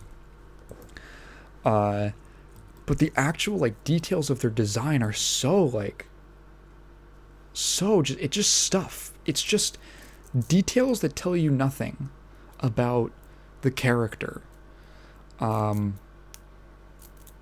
Mai is like a good example of a problem that a lot of the female character designs have in BlazBlue, where it's just kind of titillating for the sake of it, and it's also like not titillating in an interesting way or in a way that's very relevant to the character. It's like, I call it brute force sex appeal. It's just like, how do we make this character sexy? Oh, let's give her big tits and big thighs and or big ass, and expose a lot of skin, and we'll just leave it at that. That's all you need, baby. There's just like, there's nothing to it. There's nothing going on. She's just a sexy anime waifu. And I don't know like anything about, I can't tell anything about her personality or even like how she fights besides the fact that she has a spear. Who else in the game do I think has that problem? Oh, which Mew is it? Lambda 11? No, not Lambda. Oh, Mew 12. What the fuck is going on with her? Just tons of exposed skin for some reason. Why? Like, okay, here's the thing. I don't think it's bad for a character to be sexy or to have sex appeal. I think it's lazy to just expose skin and give them big features, big assets, and just kind of call it a day. So if you look at another character, like, okay, let's take a look at Guilty Gear, and this might get exhausting. But let's look at a character like Ino, right? Like, Ino's whole deal, like, she's a very sexy character. But her whole deal is that she's basically like the embodiment of sex, drugs, and rock and roll. She embodies those all. She's got a guitar. She has crazy multicolored eyes that like change color depending on what angle you're looking at, which apparently is actually a reference to the way that like CDs look. Like when you, the bottom part of a CD, the way that light reflects off of it. And she's wearing like a jacket, at least, you know, in her older design. She's wearing like a jacket that just barely covers her nipples, you know? And she's also a witch for some reason. I don't know what that part is. But like, that's why she's sexy. That's her character. She's a sexual woman. And she's also, it has like some plot significance because as you kind of learn in Strive is that she's kind of like basically the embodiment of humanity's desire. Very weird Guilty Gear stuff, but okay, this sexy character is who has a very like sexual personality and mannerisms is the embodiment of human desire. Okay, that kind of makes sense. I can see that. Whereas like, why does Mew 12 just have a totally exposed midriff? Why does Makoto just wear that? Why is she so like, are all the female characters just naked for like no reason? For just like no, it's just a lot. So it's like, take a character like Bullet. Now Bullet is a character design I really want to like. I really want to like her design because she has a lot of things that appeal specifically to me. However, I feel like if she was a little toned down, she would be like better. And when I say toned down, I don't mean like entirely covered up. I just mean like maybe if her shorts were just like a little less short and her chest was just a little less big, just a little, right? And maybe if her pose wasn't so weird and like ridiculous. I'm not a big fan of her pose. I think it's very awkward.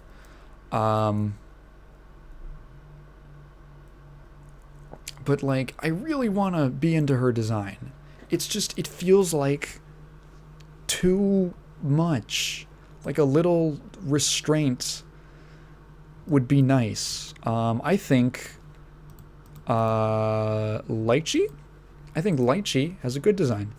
I think that the fact that she has a obviously she's just very sexualized, but it at least matches her style. The fact that she's like a very acrobatic, free-flowing fighter. She's very like dance-like. The fact that she has this kind of like very flowing robes makes sense. Like visually it matches. Like it feels fine. The cleavage is a little like ridiculous, but it's okay. You take what you can get. Um,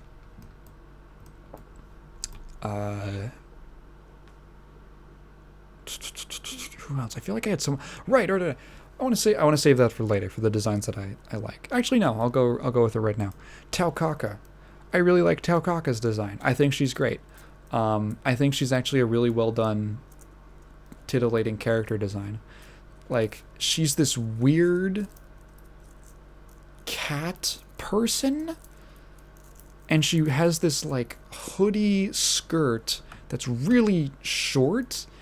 It basically looks like she's just wearing like a really long hoodie with no pants, and that kind of works for her because she has this like weird face that's just like a big Cheshire cat type of grin and these glowing red eyes, and everything else is just shadow.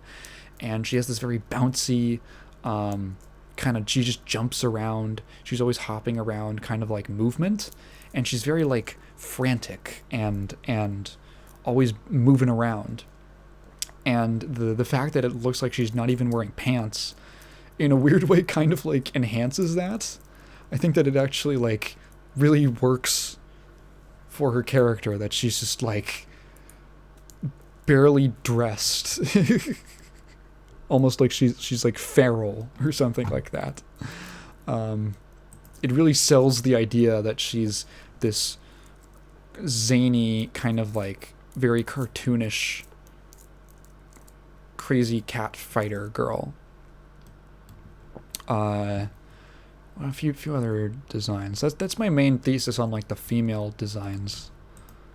Platinum is one that you either love or hate. I don't like how big her boots are. I think she's fine. I'm kind of indifferent. I don't like how big her boots and hair are. Yeah, her hair is way too fucking big. Who else?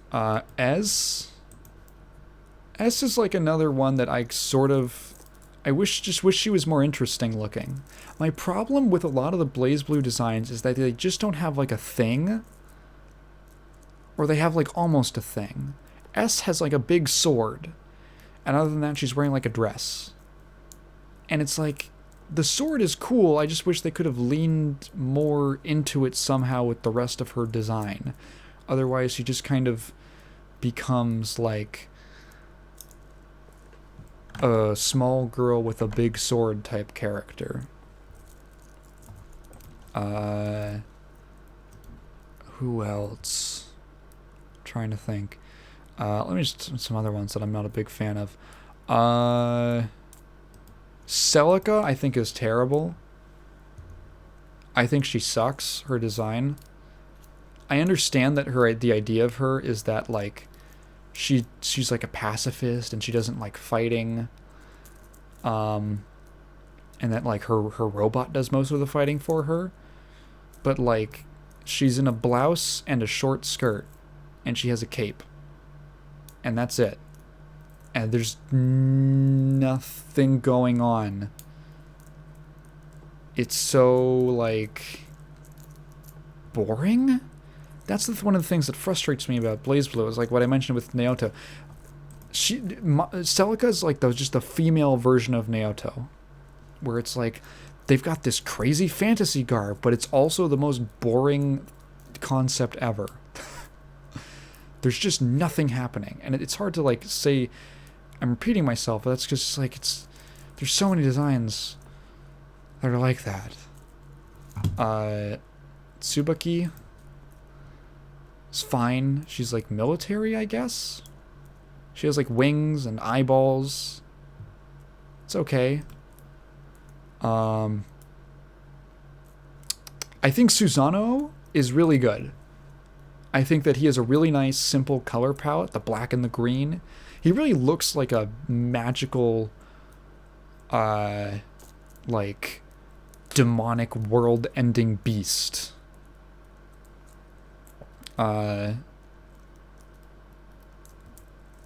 He has this very, like, he's, like, vaguely, you can't even really tell, is he wearing clothes? Is it, like, metallic? Is it something in between? He's very, like, he looks like something otherworldly and monstrous and violent. He has these like heads on his shoulders. This big like mane of hair. It's kind of lion-like. There's these big sharp claws, and he's very like jagged and wolf-like. He's really cool. I think Susanoo really fits well. I think Izanami is neat. I think that the whole deal with her having like a big ring that she controls that kind of floats behind her is cool. And it kind of gives her, especially with her like her expression, she's always kind of disinterested. It sells. I think the ring actually helps this idea of like divinity or something, because she's like death, right? Hades Izanami. She's literally just death incarnate. And the ring is very like, it kind of reminds me of halos, or how in biblical like artwork, holy figures will have like the circle of light around their heads to like show that they're holy. I think it works for her. She does look like a goddess. I don't know if a goddess of death, but like a divine being who is also very disinterested. 9 is okay. She still has that like, she's just kind of showing a bunch of skin for some reason. She's a witch. She's got a big hat and a big cape. The cape is fine. In motion she looks cool because of like these flowing elements of her design. Pardon me. I like Hazuma and Terumi. I really like Terumi. I think his like big like coat hood cape thing with the yellow and black, and then like the green like snake energy attacks. I think he's really cool. He looks mysterious and strong, and that fits his character. And then Hazuma is, I mean, I'm just an edgelord, so I like Hazuma. I like his whole, he's very dapper. I generally like well-dressed characters in fighting games. It's something that it appeals to me. His whole like the butterfly knife and the like fedora hat, and the he looks like he's a 1930s gangster. I think he looks cool. I think he genuinely like looks cool as like an edgy character. I really like Rachel just because I'm a big fan of Gothic Lolita. Some people aren't into it, but just subjectively, I love the fact that she has this like umbrella and this little like demon bat guy who follows around her, and in all of her animations, when she gets hit, she doesn't actually get hit. If you look at her sprites, it's actually her umbrella and her little familiar are the ones who are taking the hits for her. That's really funny.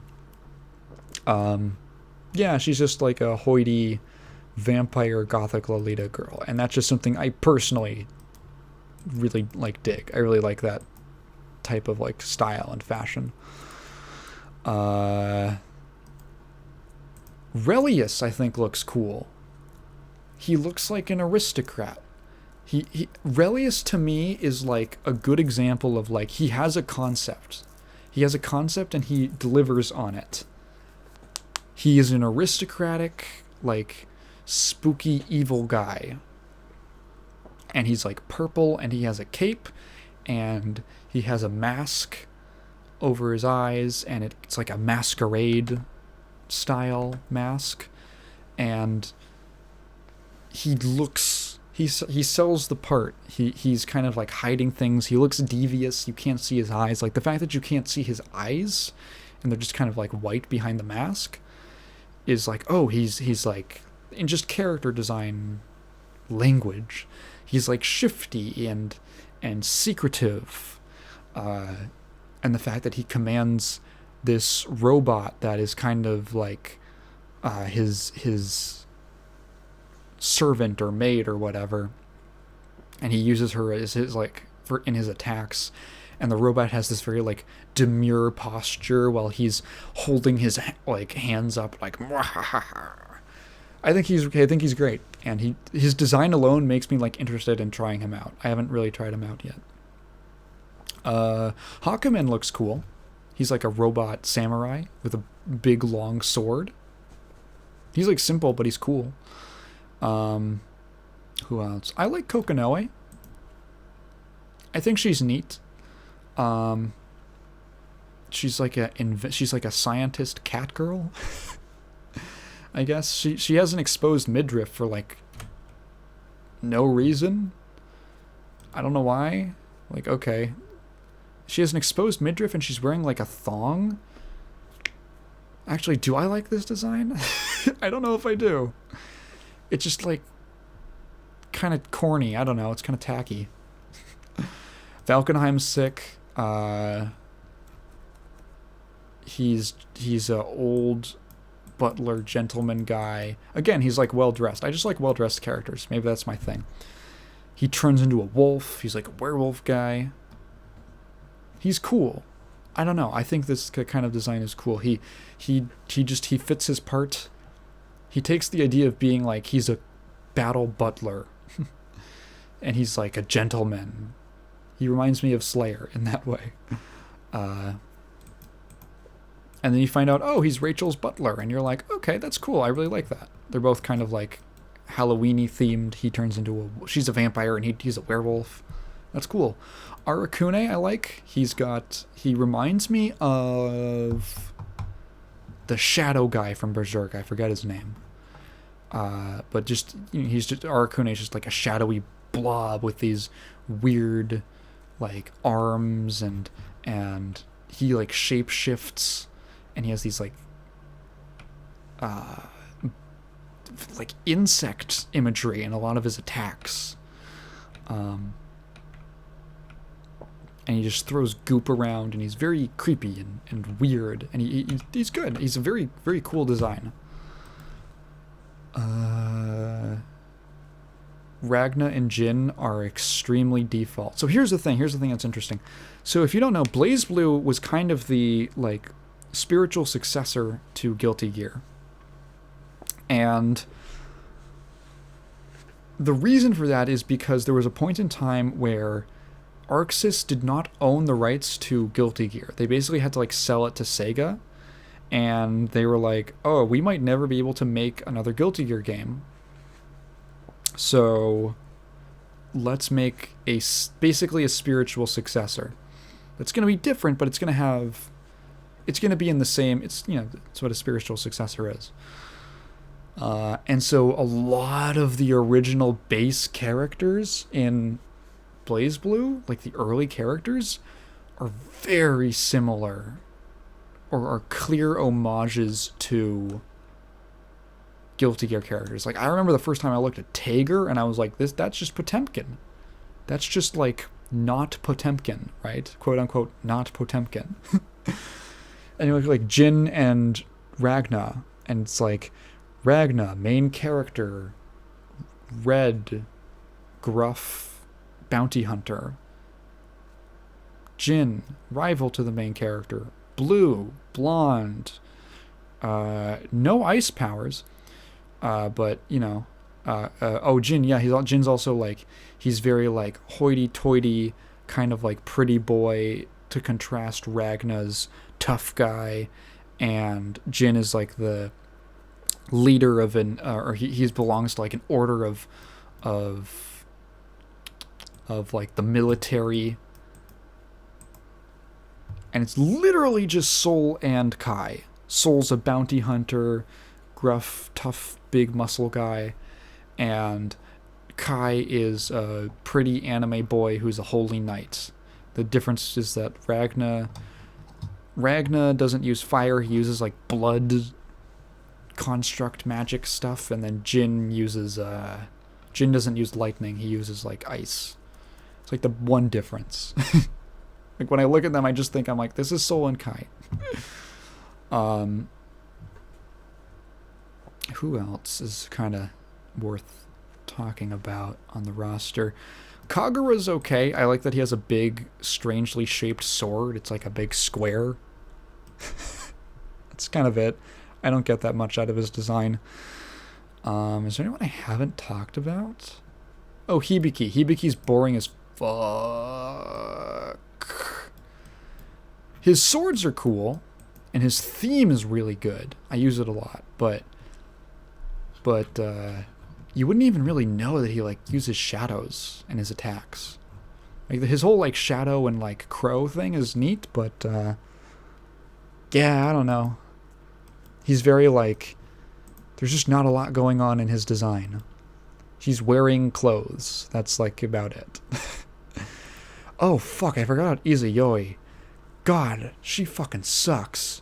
This design is so generic, I forget about her. Like, I look away and I forget about her.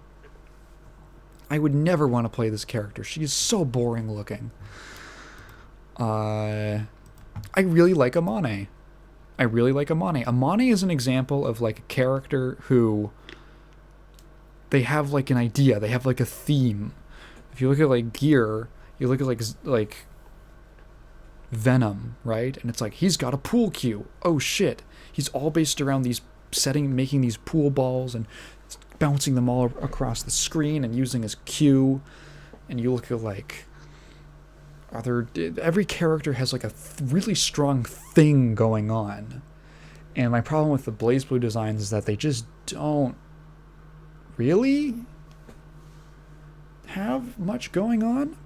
Amane is cool because I think that like he takes this design of he's like a androgynous ribbon dancer, and it really just runs with that concept. Like he turns the ribbons into drills, and he has this whole really neat mechanic where he like he has this he can like build up, he has like 3 levels of these attacks with his drills, and he can like charge them up, and he charges it up by like doing damage too. And then the higher the level, the more damage it does on block. So when he's at like level 3, which is the max, he can do like ridiculous damage on the enemy's block. Like he does more damage on block than on hit. Very interesting design. And he like really takes this idea and just runs with it. Of like the ribbon dancer. And he uses them in all of his attacks. And he's very like, he has a strong theme and character. He's like memorable. I think, at least. I think I ran through most of the roster. I think I ran through pretty much everyone. There's the 2, like, Lambda and... Who's the other one? New. They're just the same character. It's fine. It's like a robot. I wonder if that... Oh, boy, is that sound picking up? Someone's alarm is going off in the background. And it's really fucking loud. It's like a robot with, like, skin-tight suit. It's fine. It's okay. Oh, Noelle. Noelle's cool. I like that she has 2 really big guns. I like her more with a beret. I like her design with the beret more than just letting her hair down, but that's just me. I don't know. The guns feel like a strong design element to me. It just sticks out to me. Jubei's neat. He's like a cat. That's interesting. He's a cat with 2 swords. He's like a samurai cat. That's strong. Like, at least I feel something from him. Yeah, oh yeah, Clover. I think that's the only one that I haven't talked about. Yeah. Man, I really want to... Carl is fine. Carl Clover. He's a little boy with a top hat, and he's like steampunky, and he commands a robot. He's perfectly fine. Like a 6 out of 10. That's the entire Blaze. Oh, Bong! Bong Shishigami. Bong's great. Bong is a really cool, unique design. He's a ninja, but he uses nails. He has just like his whole...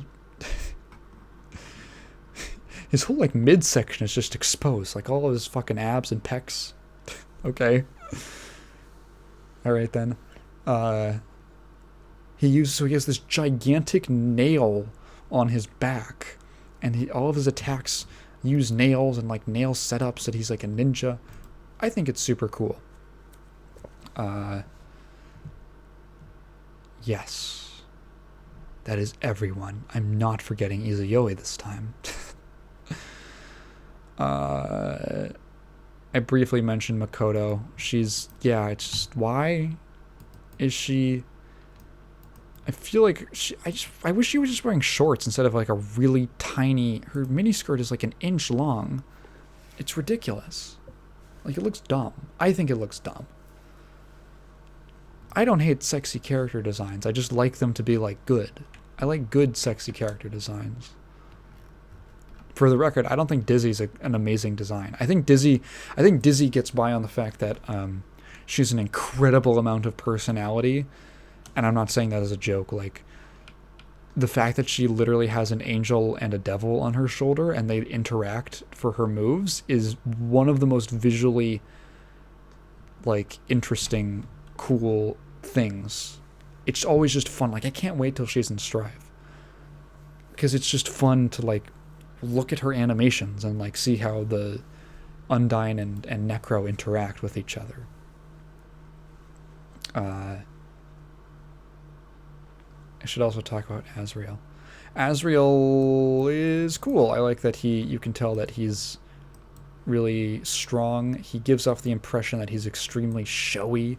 He always has this kind of, like, grin on his face, and I like that he's wearing a jacket over his shoulders and not like with the sleeves in, because it's flashier, because it flaps in the wind more, and he probably thinks it looks cool, and it does look cool. I think so. I don't get why he has this weird stupid bag over one of his pant legs. I think that's kind of dumb. But I guess it's for, like, visual clarity. But I think it's a little silly. Yeah, that's my thoughts on the entire BlazBlue roster of character designs. Overall, I just think that, like, the biggest problem is, like, style. I'm just really not down with the style, like, the fashion in BlazBlue, for the most part. There's just so many characters who are wearing such, like, generic fantasy anime outfits. It's just so boring. Again, like, Naoto just sucks. What a terrible design. Apparently he's from a novel, which makes sense, because, like, you're not supposed to look at him.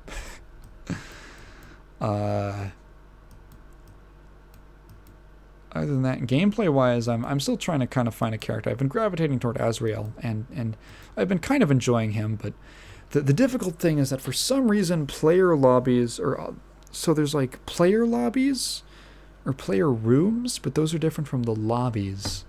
The lobbies have, like, rematches, and that's where you can, like, take your little avatar and walk up to an arcade cabinet with someone else and literally play on the cabinet. The lobbies are just like, oh, you just kind of, like, enter a pool of matchmaking within the lobby, and then you match, and it feels like it takes forever, and only one match can be happening at a time, which is really lame and boring and slow, because for some reason the regular lobbies are disabled. You can only do player rooms, and that kind of sucks. But and there's no instant rematch. It's just one and dones, so it gets really tiring to, like, have to go back to the room and wait for the rematch. And yeah, I'll be looking forward to when the lobbies get officially patched back in. The online, again, works great, and for some people, like, they're gonna really enjoy BlazBlue's, like, systems and stuff. I still need to get, like, a feel for it and get used to it. But I'm still interested in, like, in playing a bit more of the game and trying it out. And maybe it's just not gonna be for me. That's fine. Man, I've been talking for a while. My voice is starting to get hoarse. So I think I'm going to call it a day here. Thank you for listening. It's been great. We really went on a journey, this podcast. If you've been listening this far, thank you for that engagement. Thanks, everyone, for the really nice reception to the recent videos and all that, and the last podcast episode. That's been really cool. If you have a question, leave it in the comments below, and I will definitely get to it next time. Although it has to be in the form of a question. So, yeah. All right. Later. Bye.